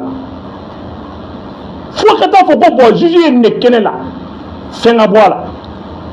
a tant que maliyɛn dɔ mali faama dɔ ma gɛn yurugu kama bɛɛ k'a ye k'a kɛ jugement populaire ye bilahi mali yurugu tɛ se ka ban mais bi an bɛ mun kɛ n ko yurugu ye fɛn de ye mutation de n'i minɛna suɲɛli la kayi u b'i mite ka taa kidali i bɛ t'olu fana tɔɲɔ tugun u b'i mite ka taa kulukoro i b'olu fana tɔɲɔ u b'i mite ka taa Sikaso donc e kɔni ta ye mɔgɔ tɔɲɔ de ye n'i ye mɔgɔ dɔw tɔɲɔ i bɛ b'olu ɲɛkɔrɔ ka taa mɔgɔ wɛrɛ ɲɛkɔrɔ mais a tɛ kɛ i bɛ ka mite ta dabila o donc aw yɛrɛ de bɛ ka yurugu encourager n'an ka comportement a bɛ sanctionner de a tɛ mutation t'a la ninnu de kun kan ka fɔ dialogue kan ninnu de ye dialogue yɛrɛ mot clé maliyɛn bɛ ka tɔɲɔ nin de la an ka fara ɲɔgɔn nɛgɛ ma n'an ko an bɛ transition fɛ a ka taa ɲɛ nin de ye transition c'est ça qui nin bɛ ka maliyɛn tɔɲɔ bi i tɛ se ka nin de fɔ bi bi in na bɛɛ ko ka jamana ta ɲɛ ko ala ka jamana ta ɲɛ mais bɛɛ ko ale yɛrɛ mais i b'a bila i kun na i bɛ ka jogo min kɛ e bɛ ka mobili min bila ka tɛmɛ ni marifa b'a kɔnɔ o mobili bɛ ka taa ɲɔgɔnna wɛrɛ de faga i bɛ ka mobili min to yen a ka tɛmɛ frontière la k'a bɛ ka 1000 de ka 400 minɛ o mobili bɛ ka t'i classe dɔ de faga a bɛ ka t'i professionnel dɔ de faga donc tu es complice d'une part ou autre f'an k'an yɛrɛ jalaki c'est guerre nin tɛ marifa dɔrɔn ye quoi guerre nin tɛ muru dɔrɔn ye m'a faamuya depuis ne ye mali kɔnɔna la ne ye tubabu ye ka fura kari a siracɛ la ne y'a dɔn ko dɔnni dɔ bɛ mali la fura dans 5 ans même kala ala la fɛn bɛɛ la cɛ i bɛ tubabu donso ye mali la o bɛ na a bɛna mun na sogo n bɛna ɲɛ f'i ye tubabu bɛ marifa de dilan a bɛ char de dilan a bɛ avion de dilan mais k'a bali ka ci tubabu y'o ye kɛlɛkɛyɔrɔ de la yan ka terroriste tirer Dusɛti k'a bloquer ka terroriste bloquer irisiw ka technicien min kun bɛ yan n'u kun bɛ ka avion yɛrɛ n'u kun bɛ ka avion kura ninnu monter terroriste kɛ nana Dusɛti la et terroriste kɛ nana ka arme ci irisi kɛ y'i yɛlɛma ka arme k'a charger k'a gosi bali kelen ma bɔ a dɔɔni bɛ ban k'a gosi bali ma bɔ k'a gosi bali ma bɔ cɛw ka bɛ tiri k'a la tuma min na an ka cɛ dɔ y'i tɛgɛ da marifa kun kan k'a gosi k'a sama a bolo ka cɛ ta a ɲɛ la e bolo ko bɛ bɔ irisi kɛ in kɔnɔ a taa tila ka segin ka na e bɛ marifa de dilan nka kana ci jago gindo fana t'i bolo donc bɛɛ ka dɔɔni b'i bɔ quoi an dalen bɛ ninnu na ninnu fana dalen ma na bilahi tubabu bɛ k'an dɛmɛ fu tɛ dɛ tubabu bɛ k'an dɛmɛ fu tɛ dɛ tubabu ye fɛn dɔ ye mali la labɛn dɔ ye mali armée kɔnɔ 5 ans o bɛ segin ka na n'a ma kɛ i bɛ si bɔn tigɛ kɔnɔ diɲɛ kɛlɛ de ye koyi diɲɛ kɛlɛ de tubabu ma se ka fɛn sɔrɔ min na nin bɛɛ dilannen kɔfɛ fɛn kana bin kan cɛw gindo t'u bolo dɛ wa u bɛ tila ka na san ka mɔgɔw bolo ka taa parce que an ma barika don an ka foyi la an m'an ka laadaw kɛ foyi ye an jɔra an ka kɛta n'an ka fɔtɔ la dugu foyi tɛ yen diɲɛ kɔnɔ min ye fanga sɔrɔ an ma fanga sɔrɔ n'a yɛrɛ ka dɔnni ye i b'i ka dɔnni falen mɔgɔ dɔ ta la a b'i ka dɔnni dafa mɛ i t'i ka dɔnni bɛɛ to yen dɛ miki marifa char wala a bɛ sigi labɛn de kan donc an ka dan yɛrɛ la an kana sɔn k'an kɔ don an ka fɛn bɛɛ la jalaw kun kan ka kuma ninnu de kan ɲɛ bɛ ninnu na ka chaque bataillon k'a bɛɛ kalifa don bondatigi dɔ la bataillon GTA sigi GTA Balanzan ka kalifa don Segu dɔnnikɛlaw la GTA Manden ka kalifa don Manden dɔnnikɛlaw la ni ko y'u sɔrɔ an bɛ Manden dɔnnikɛlaw de dɔn bilahi GTA balance ni koy GTA sɔrɔ ka daminɛ a mobile ka taa bila cɛdenw na ka taa bila fɛnw na wallahi an bɛ segu dɔnnikɛlaw de dɔn an k'an sigi an ka lajɛ a kuma ka kɛ ten non o de di ni kɛlɛ sera yɔrɔ dɔ la i bɛ nanzara ta minɛ k'a fara ka tila k'a tɔ laban ni tɛ an b'a kuncɛ yɔrɔ de la sango terroriste filɛ nin ye n'u b'an attaquer n'u bɛ une semaine nɛgɛ kungo kɔnɔ u bɛ wurudi la n'u bɛna attaquer n'u bɛ attaquer u bɛ une semaine nɛgɛ kungo kɔnɔ u bɛ wurudi la n'u tilala u bɛ misi faga n'u ye misi faga u bɛ ala deli min k'o kan u bɛ kɔnɔ o di dugutigi ma ko k'o di kankɔnɔmɔgɔw ma cɛ o cɛ i ye sogo dun ni attaque kɛra n'a sɔrɔ i taara ci i bɛ boli ka na da attaque ma i ni bɛ to a la jɔn y'o ban un jeune capitaine ale de y'o ban an ka capitaine denmisɛnnin dɔ sisan a kɛra commandant ye a tɔgɔ a tɔgɔ bɛ ala wolo basi un capitaine ale de y'o ko ban u y'u ko ala deliw kɛ u nana ni misi dugutigi nana misi di ko k'a diyara ye a ye misi minɛ k'a da a yɛrɛ taara misi 2 san k'o fa kɛ i n'a fɔ a ye ninnu ka misi dun a y'a dɔn fiɲɛ attaque bɛ yen su in na parce que n'u ye nin d'i ma dɔrɔn su fɛ u bɛ na o y'a sɔrɔ u y'u ka ala deli kɛ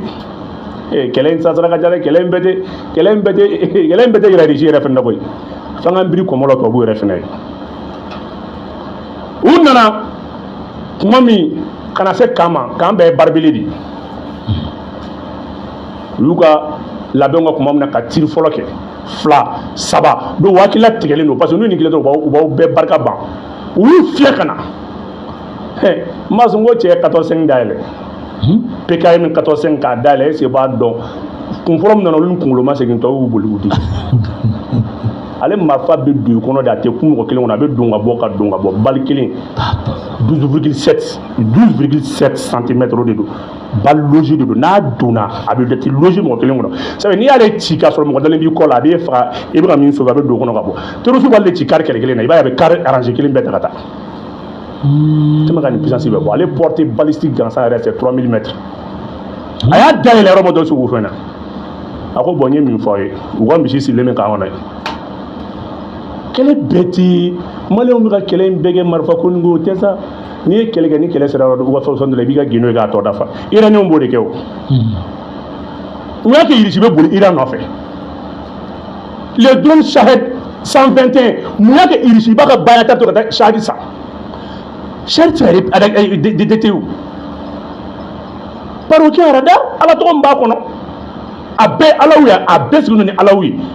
Chari bɛ yɛlɛ a ye américain Chari kɛ u ye israéliens gosi après combien 150 obus u y'o de fili ɲɔgɔn fɛ u y'a bɛɛ fili min u y'o missile min fɛ a b'o missile ma ko alifataw dayɛlɛni n'a filila fɛn fɛn kan ala b'o don a garisɛgɛ la i t'i sigi e ni ala cɛ n'i ye Irisi ye ka taa partenariat kɛ ni Iran i t'i sigi o ko dɔ don mɔgɔw kunkolo ka baara kɛ kɛlɛ la kɛlɛ bɛ se yɔrɔ dɔ la i b'i ta dogo i bɛ mɔgɔ wɛrɛ ta k'i ta dafa kɛlɛ tɛ bɛɛ fɔ ye kɛlɛ tɛ yɛrɛ bɛɛ di ye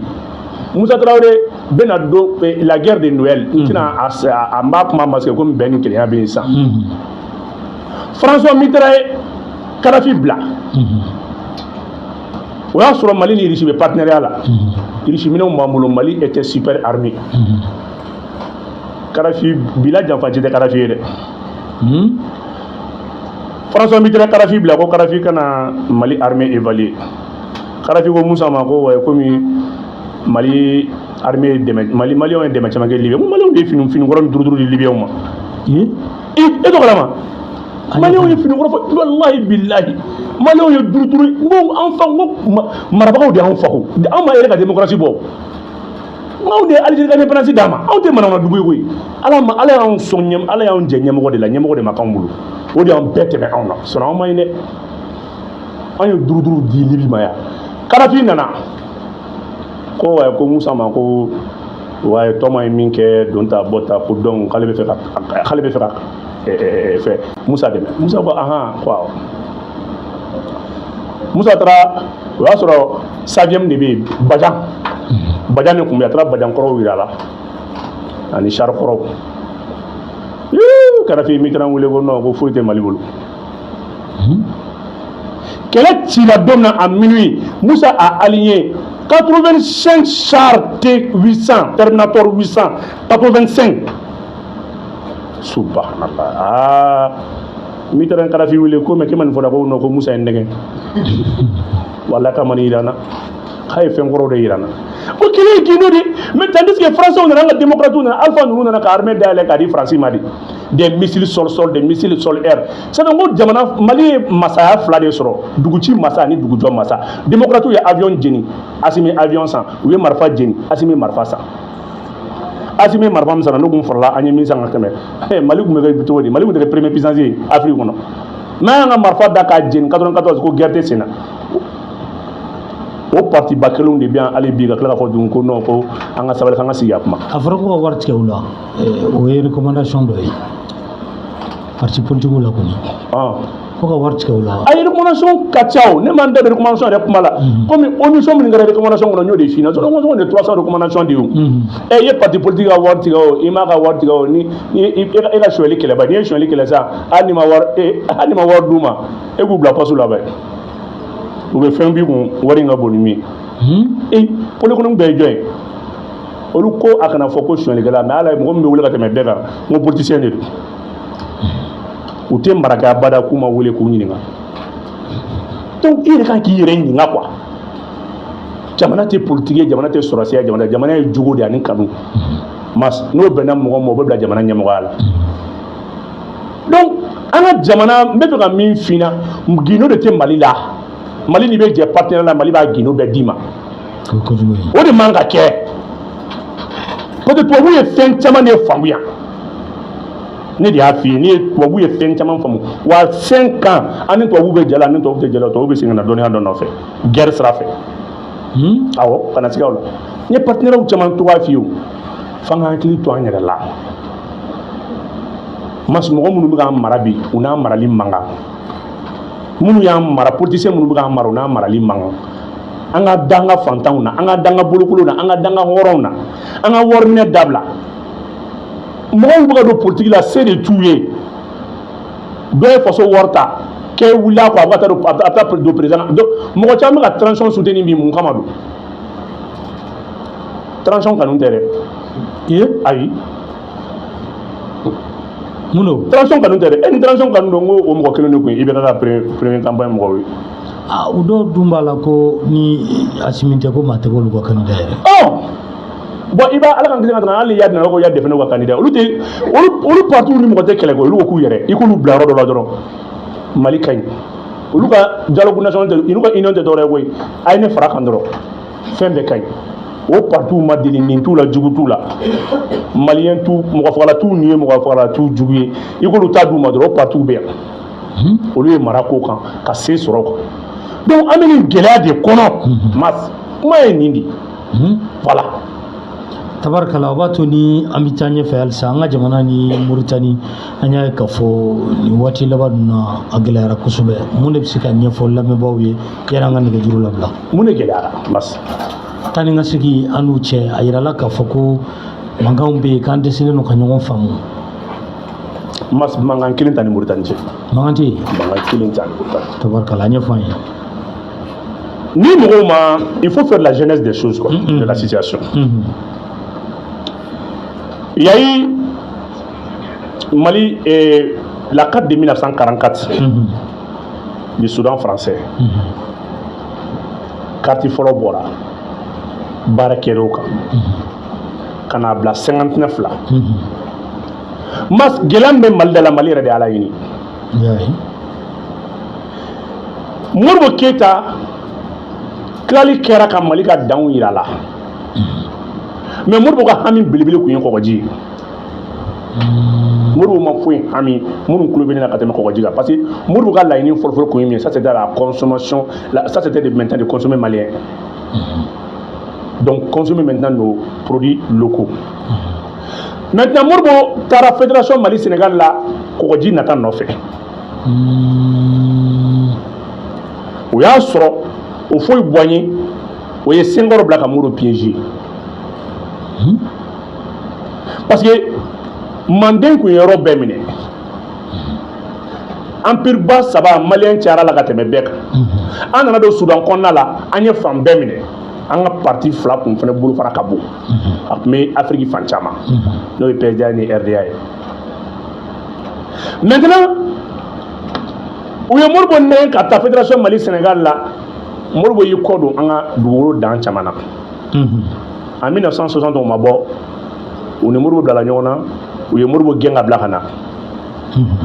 Moribo gɛnnen ka Moribo bila ka na Moribo ni Sumare nana ɲɔgɔn fɛ. Moribo nana nommé un seul général o ye général Sumare. Moribo nana, il y a eu un petit traité de délimitation entre le Mali et la Mauritanie. Badian kono o kɛra. Maintenant en 1963 le président mauritanien à l'époque Mokhtar Ould Dada ale ko Moribo ma n b'a ɲini fɛ mɔgɔw ka kɛ hɔrɔn ka kɛ tiɲɛ fɔlɔ ye. Wallahi an ye kelen de ye Mali senni ma. Parce que min kɛra Mali la n'a kɛra mɔgɔ la Ala ka bɛɛ kisi sigiɲɔgɔn jugu ni den jugu ma. Bon Ala ye Mali gatigɛ den jugu ni sigiɲɔgɔn jugu de. Donc Ould Dada ale ni Moribo nana convention kɛ mɔgɔw ka taa ɲini la convention de 1963. K'a b'a ɲini Mali fɛ Mali ka to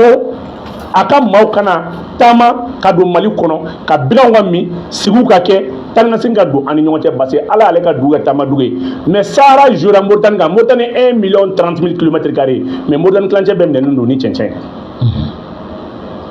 Moribo ko baasi t'a la Ould Dada an bɛɛ ye kelen jaa Français bɛ ko kɔfɛ. U ye Moribo nɛgɛ ka Moribo bila ka formation kɛ en 1963. Donc Mauritaniens u bɛna biga min o kɛra Gogi Zamal ale ni Haymi o dugu fila u bɛ mini kɛ ka taa. En 69 68 Moribo binna 69 70 Sahel Congo ja nana wuli. Sahel Congo ja wililen Mauritaniens ka nali cayara parce que kɔlɔn tun bɛ anw dɔrɔn de fɛ yen n'o ye Kɔrga ye o ye fila dugu dɔ ye a bɛ Njayikura kɔnɔna la n'o ye Maraka commune ye. Mauritaniens ka nali cayalen taninasegin nana kɛ 71 72 73 75 par l'appui de la France o nana Mauritaniens installé Mali yɛrɛ dugukolo kan. O y'a sɔrɔ Danfaga bɛ yen. Général Danfaga. An taara n'a sɔrɔ a tun a ye général Jala don Danfaga de kɔni kun. Amara Danfaga. Setra k'ale ma ka kuma fɔ ale ko non k'an bɛɛ sigi ɲɔgɔn ma Moribo ka convention bɛ yen ale ma sɔn ka s'o ma. Au dos, le Mali avait 6 escadrilles. Une escadrille est composée de 6 avions. Le Mali avait à peu près 44 avions de chasse. MiG-21 Kundo. Sous-région qu'on a Tchad pilote de vous former en 1981. Les premiers pilotes de l'armée tchadienne, Mali de vous former. Ni il sous contrat sur la formation, nous m'avons dit que Malien pilote de Blagata. Ou Malien pilote de Blagata qui m'a formé. Ama Watla. La Russie était le premier partenaire du Mali de 62 à 67. Francis est le deuxième partenaire. Mali ni Corée du Nord de Koumeta, allez ni Chine, ani Inde, on peut classer du Google fait système éducatif là. Non attends, nous 64, 68 et 65.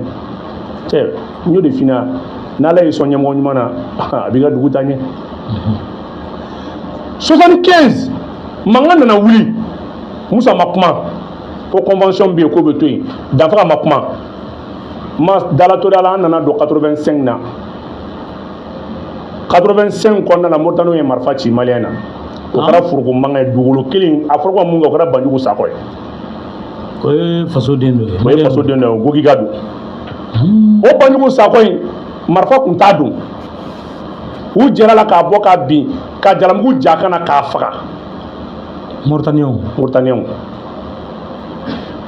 a tɛgɛ kun tɔgɔ ko Manana Jawara o kun ye Turugunbeka ye o taara k'a bɛ taa ci lase so kɔnɔ o y'o fana kun bɛ k'o faga. Au Kenya, le ministre de la sécurité intérieure mauritanienne et le ministre de la sécurité intérieure malienne, où Djaro la Kumala Sige. Donc, le ministre de la sécurité intérieure du Mali, le chef d'arrondissement de Gogi, c'était un argent chef, argentin Bernabé Djara. Allez, l'UDPM, c'était général Mkoumbe, nous et Mamadou Awa Ouagé, Yoro Bagata Mauritanie, Kouata, Kuma, ou Nyonche, Kouata, Fokouka Sabali. Imi Mali Makel, Imi Mali, il y a un candidat qui est calade. Alors, moi, ça, il faut les façons qu'il y a. Ou tel que Kumala Sige là, donc, le chef d'arrondissement là, Bernabé Djara, il y a un armbo, ou tel que Mauritanie, il y a un armbo comme Kachare là. Ça c'est fait en 85. Ou digi, à la garde, il dit, c'est un peu de là. Quand on ça va faire. 3 jours en corps. Le Mali, la Mauritanie a fait plus de 4 actes de déclaration de guerre. Le Mali avait tous les moyens d'annexer Mauritanie. Car convention de la fin même. Donc,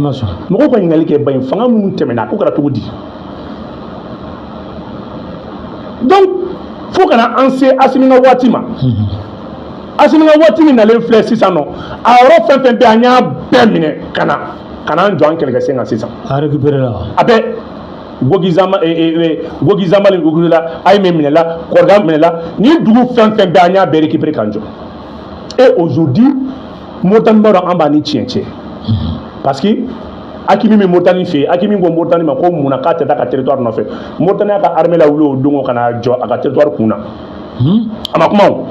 Mauritanie diri do ka boarding ko fait net. Mauritanie be dano ko te be ka.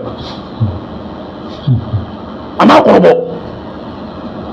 Parce que ayo ke asana Akimi nya parce que les touristes disent que Mauritanie ka sera malini. Parce que ni Mali sera Mauritanie, Mali karalo ma to dum na Mauritanie du wulon kondala. Touristes bu wéré yi. Donc voilà, entre autres, nous dans Fidini Maye, Mali ni Mauritanie histoire kadjan. Parce que comme nous avons un kadjan quoi. Wanala sonama ambisi. Voilà. Tabarkala. Watoni amène le jour là la même 75 25 35 38 75 25 35 38 au Jérusalem. Radio et la voix du Mali.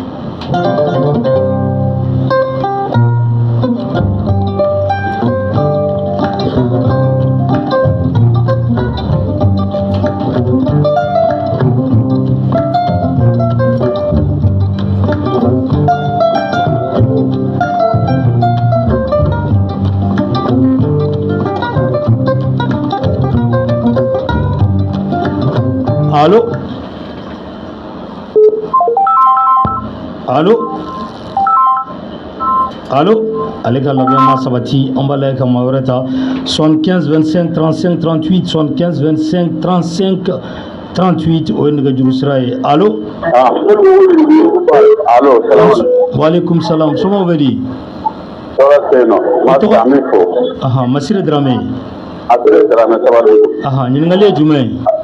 Ok, mais vous m'avez dit ça. Parce que l'initiative pour me avoir demandé encore si sur l'île ça nous ni à critique ça nous c'est l'initiative à ma méga fort. Mais moi je me trouve de la nante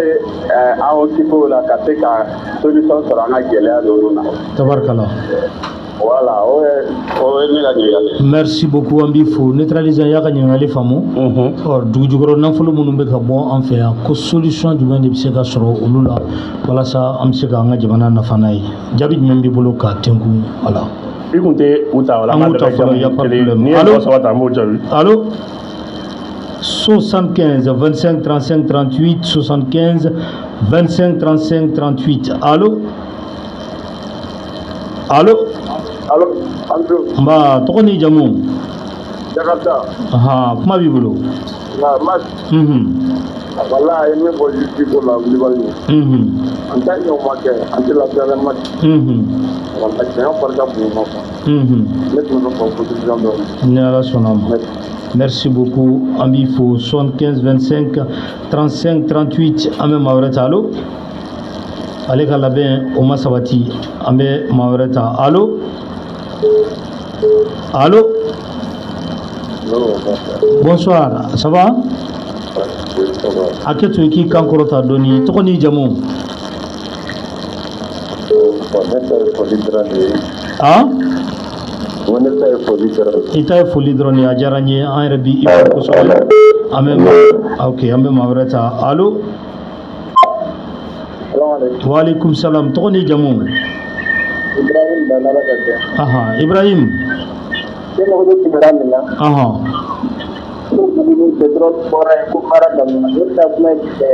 Ko petroli yera buguni wa bara damnera.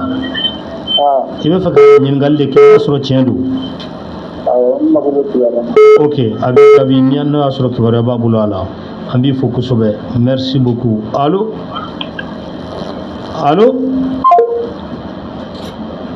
75 25 35 38 75 25 35 38 o ye nɛgɛjuru sira ye radio ye voix du Mali ye an b'a layɛ ka maa wɛrɛ ta ni waati in na 75 25 35 38 o ye nɛgɛjuru sira ye 75 25 35 38 Cheikh Sidibe fiɲɛ ni bɔ an senkɔrɔ.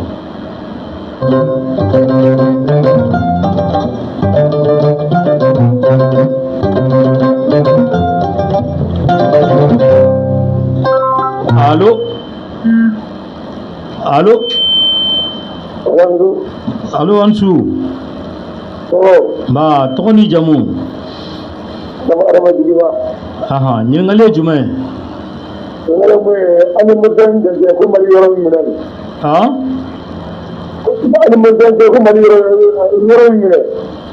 Ko Mali ye yɔrɔ min minɛ? Ok, a faamuna. Merci beaucoup. Voilà, neutraliser en bas to i ka ni ɲininkali saba. Voilà. Ka a jaabi. N rappelé o la dɛ. An ka dugu jukɔrɔ fɛnw ko fɛɛrɛ ni dabali jumɛn bɛ se ka sigi sen kan u ka an nafa. O dɔ ka ɲininkali. O ka transition yɛrɛ ka baara fɔlɔ kɛr'o ye jɛgɛw contrat négocier ka ban. Irisiw ka société dɔw bɛ yen, Gazprom b'o la, n'u ka société wɛrɛ bɛ yen olu nana. C'est-à-dire que an taara partenariat kunfɔlɔw baara kɛ ɲɔgɔn fɛ. Donc an n'u bɛ u b'an former, mais u b'a bɔ, an bɛ tɔnɔ tila an ni ɲɔgɔn cɛ. K'a fɔ a ɲɛna ko o baara daminɛna kɔrɔyan fan fɛ déjà, experts bɛ yen. Filanan min ko Buguni mara ko pétrole yera yen, n t'o kalama, n bɛ Buguni dɔn min na lithium de yera yen, o bɛ Mali kɛ vraiment dans les 5 producteurs mondiaux de lithium. A lithium yɛrɛ valeur bɛ 9000 milliards de lase Mali ma. Valeur mun b'a a la, o ye lithium nin ye, n b'o de kalama. Dɔ ko an ni Moritani frontière cɛ. K'an ye dugu min minɛ ko kɔgɔji bɛ yan. Voilà, an ye dugu min minɛ kɔgɔji tɛ yen, an ye dugu min minɛ o ye Sahel kɔnɔna ye. Sahara kɔnɔna de la kɔgɔji bɛ yen. Donc pour le moment an bɛ Sahel kɔnɔna de la. Voilà, n bɛ dan o saba ma. Tabarikala. Allô? Allô? Oui, allô? Ansou. Bonsoir. I ka ɲininkali ye jumɛn ye? Patron, Baji Tayi, ne yɛrɛ mago bɛ Bumabel de la tigɛ. N'i ka ɲininkali ye jumɛn ye? Ayi bon, ne b'a fɛ ka min fɔ Bumabel ye quoi. Merci, an b'i fo kosɛbɛ. An b'a layɛ ka maa wɛrɛ ta ni waati in na. 75 25 35 38 75 25 35 38 o ye nɛgɛjuru sira ye 75 25 35 38. Allô? Waalaikum salam Sise. A diyara n ye. A kɛ to Sise ka kan kɔrɔta dɔɔni. Ok, n b'i fo. N bɛ Bumabel fo a ka jamanakan na. A bɛ cɛsiri min na fana Ala k'a dɛmɛ kosɛbɛ. Ya Rabbi, ya Rabbi. Donc ne ka ɲininkali bɛ min ta sisan. Mun na AES la sisan Burkina ni Niger bɛ ka transition dɛmɛ cogo min na. Mun na an ka Mali la yan an dɛsɛra k'o kɛ, mun na k'a sɔrɔ an bɛɛ ko an b'a fɛ ka Mali de dun. Mais mun na u bɛ ka kɛ cogo min na k'u ka transition ninnu kɛ, mun na an dɛsɛra k'o kɛ. O de ye ka ɲininkali ye, an b'i fo kosɛbɛ. An bɛ maa wɛrɛ ta. Allô? Allô? Allô? Ansou. Ba Samake.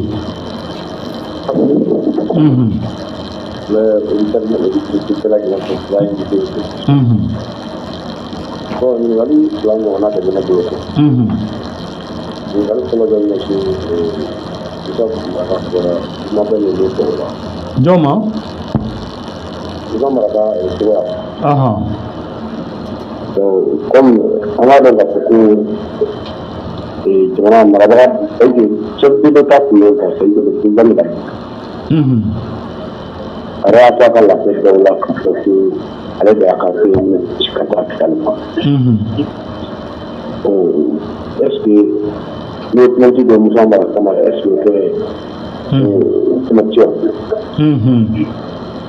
la jabiri mina do sur na ke Abi Jabio. Ok, Abi Jabio la ɲininkali filanan. Voilà, bon ɲininkali filanan ye ale de a bɛ ɲɛsin ko kelen ma le pas directement an ka denmisɛnnin kɛlɛ bɛ kɛ quoi an ka denmisɛnnin kɛlɛ bɛ kɛ an de ko ko bɛ ka bɔ tribunal la quoi an ka démissionner bon sɔrɔsiw bɛ tila jamana in kɔnɔ u ye jalatigi min kɛ u sigidenw ka ɲɛsin jamana maracogotigiw ma u ye bɛnbaliyaw fɔ kɛrɛnkɛrɛn na ka ɲɛsin IBK de ma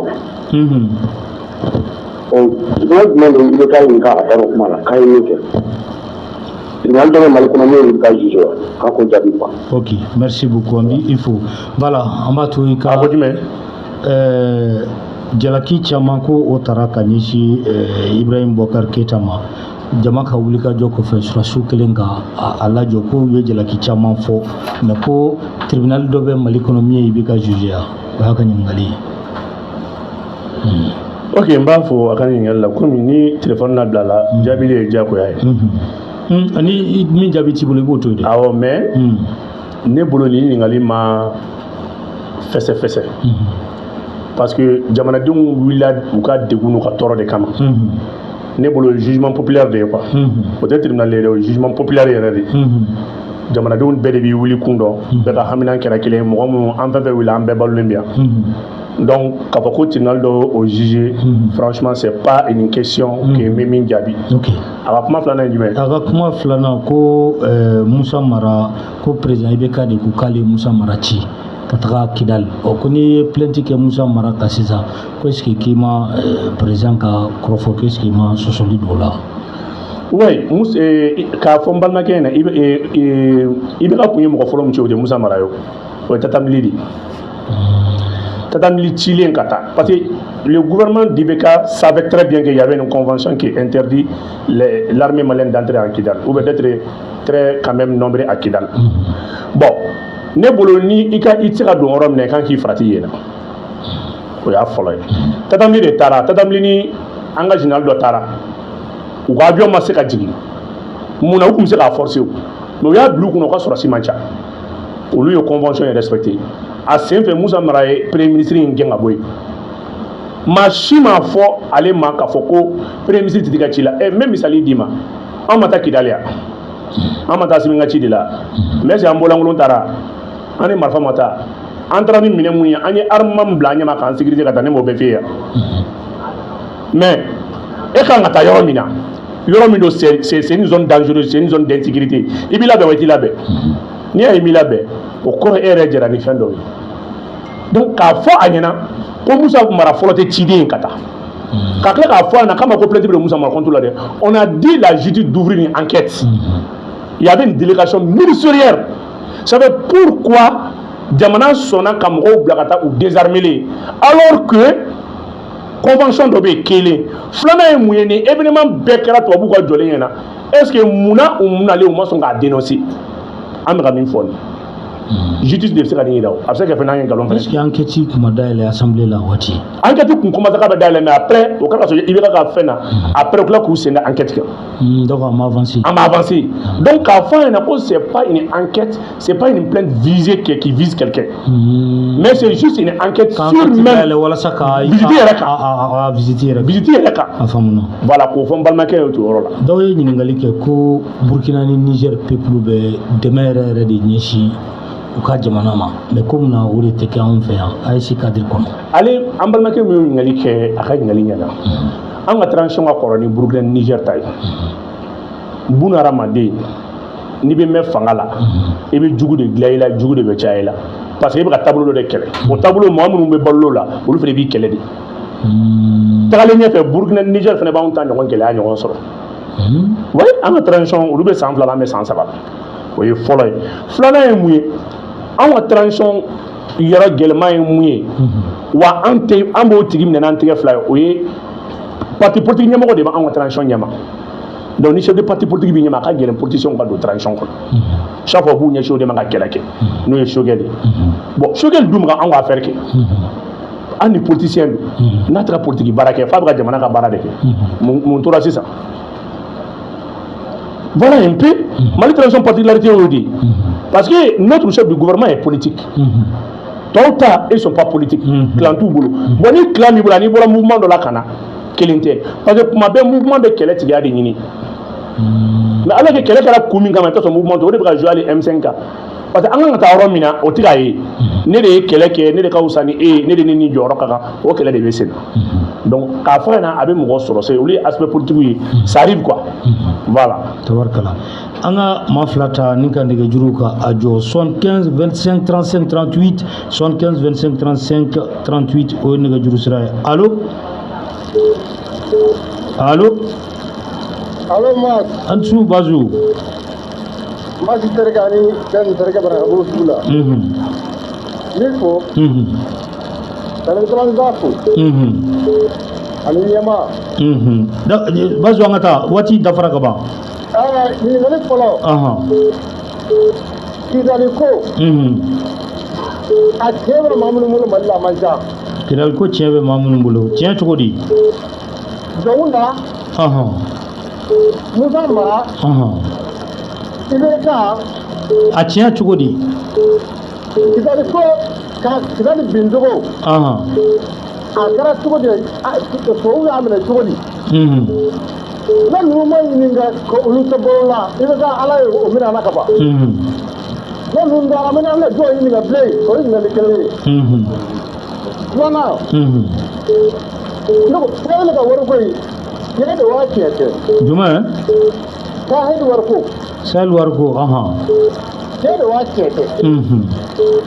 ɲininkali banna ma merci beaucoup an bɛ i fo voilà an ka maa kelen ta allo allo allo nba somɔgɔw bɛ di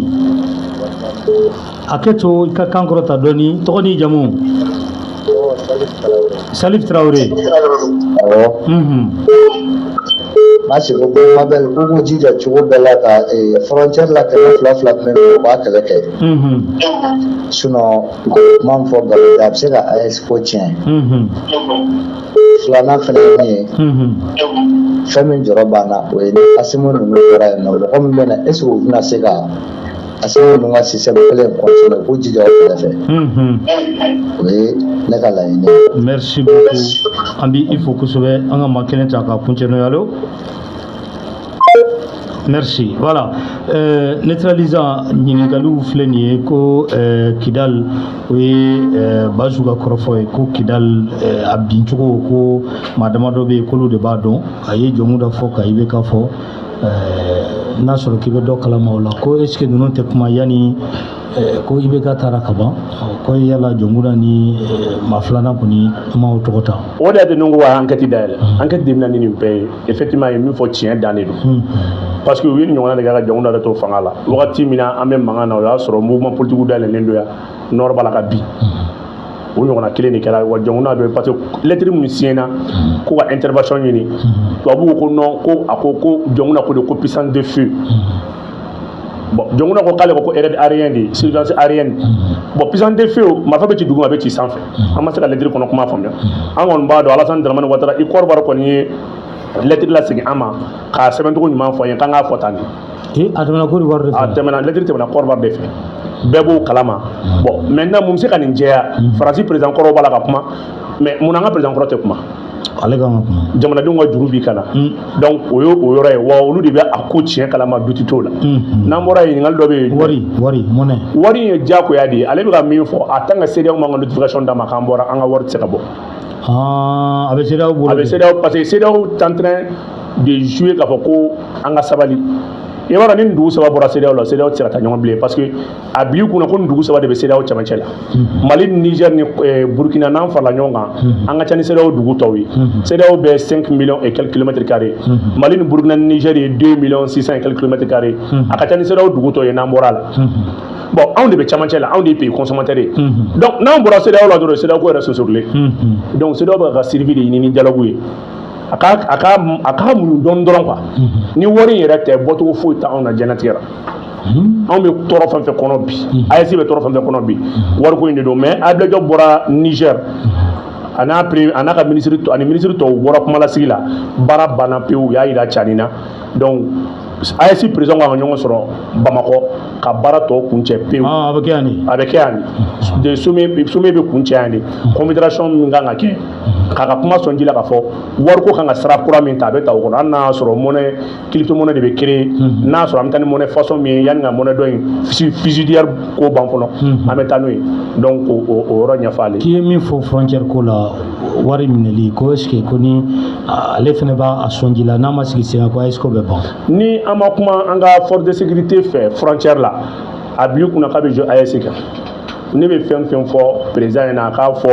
an ka finitigiw ka ɲɛmɔgɔw ɲɛna n'u m'u cɛsiri degun min bɛ ka da mɔgɔw kan population mana degun ko in bɛɛ kun ye population de ye n'i y'a AES bɛ ka san sɔrɔ population de bɛ ka soutenir fɛn bɛ ka kɛ frontière la ni kangari ma da k'a dabila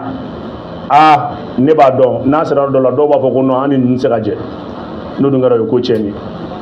Ko baara bɛ ka taa sira min fɛ ko ni Asimi ye fanga bila a kɔ ko est ce que ni hakilina kelen bɛna don olu la o ye an balimakɛ ka ɲininkali ye. Asimi kɔni ka fanga bila sira min na an si ka Ala deli t'o ye o ye Ala yɛrɛ ka fanga bila cogo ye o man ɲi n'o tɛ Asimi tɛna bila n'Ala sɔnna ma Asimi an bɛna a kɛ candidat ye hali n'a man d'a ye diyagoya de a bɛ wajibi a bɛ k'a ye. Wajibi a somɔgɔw bɛ balolen n'a ma sɔn an t'a fɔ u ka so. F'a ka k'a ye. A bɛ k'a ye diyagoya a tɛ se k'an don nin da fɛ a tila ka taa o. N yɛrɛ an bɛ balo cogo di bɛɛ sigilen k'an kɔnɔ ko Asimi tɛ yen e bolo an kulo tɛ kuma la dugu kɔnɔ ko Asimi tɛ yen don an fana kulo bɛ kumaw la koyi. Mɔgɔw y'o fɔ dɛ ko Asimi tɛ yen. An bɛɛ kulo bɛ kumaw la donc e k'a an fana tɛ sɔn. Ayi ka ti Asimi ka Asimi kanda tɛ dɔwɛrɛ ye a bɛ k'a ye kow de bɛ yira a yɛrɛ la ale na anw donc ani malidenw se ka na bi ka diɲɛ kɛlɛ k'i b'i kɔ don i bɛ taa min donc candidat ye diyagoya de ye k'o f'a ye quoi k'a ka a hakilila tigɛ o tɛ Asimi yɛrɛ bolo quoi. O bɛ maliyɛnw de bolo. O bɛ maliyɛnw de bolo. Tabarikala. Ɲininkali bɛ sunsoro nin yɔrɔ in na kumakuncɛ kuma kɔrɔfɔ kɔ. Kumakuncɛ kuma k'a fɔ an badenw ye k'a fɔ an bɛ tasibila kɛ fɔlɔ fɛn min ye Iran ye hélicoptère binna ni président ye a n'a ka ministère étranger bɛ affaire intérieure de u tunnen don fɔlɔ daluwa tɛ mɔgɔ si bolo min don donc an bɛ dugawu kɛ Ala k'u ɲuman bɔ a la Ala k'a kɔ kɛ hɛrɛ ye donc ni an y'o tasibila kɛ parce que ni mɔgɔ mɔgɔ ye partenaire ye mɔgɔ min ka dɛmɛ ser'i ma i y'a bila i kunna ni gɛlɛya sɔrɔ i kan ka dugawu k'a ye silamɛya yɛrɛ ko ten ka maliyɛn bɛɛ fo minnu sera ka nɛgɛjuru sɔrɔ k'u fo minnu ma se k'a sɔrɔ k'u fo kuma ye tana ye i bɛ don mɔgɔ dɔ gasi la ka sɔrɔ i m'a dabɔ a kama n'an donna mɔgɔ min gasi la o ka yafa an ma page minnu bɛ yan k'u fo u ka cɛsiri yan n'u ka wulikajɔ la masigi i yɛrɛ fo ani maa ma bɛ yan ka bɛɛ fo k'a fɔ ko Ala ka waati wɛrɛ yira an na.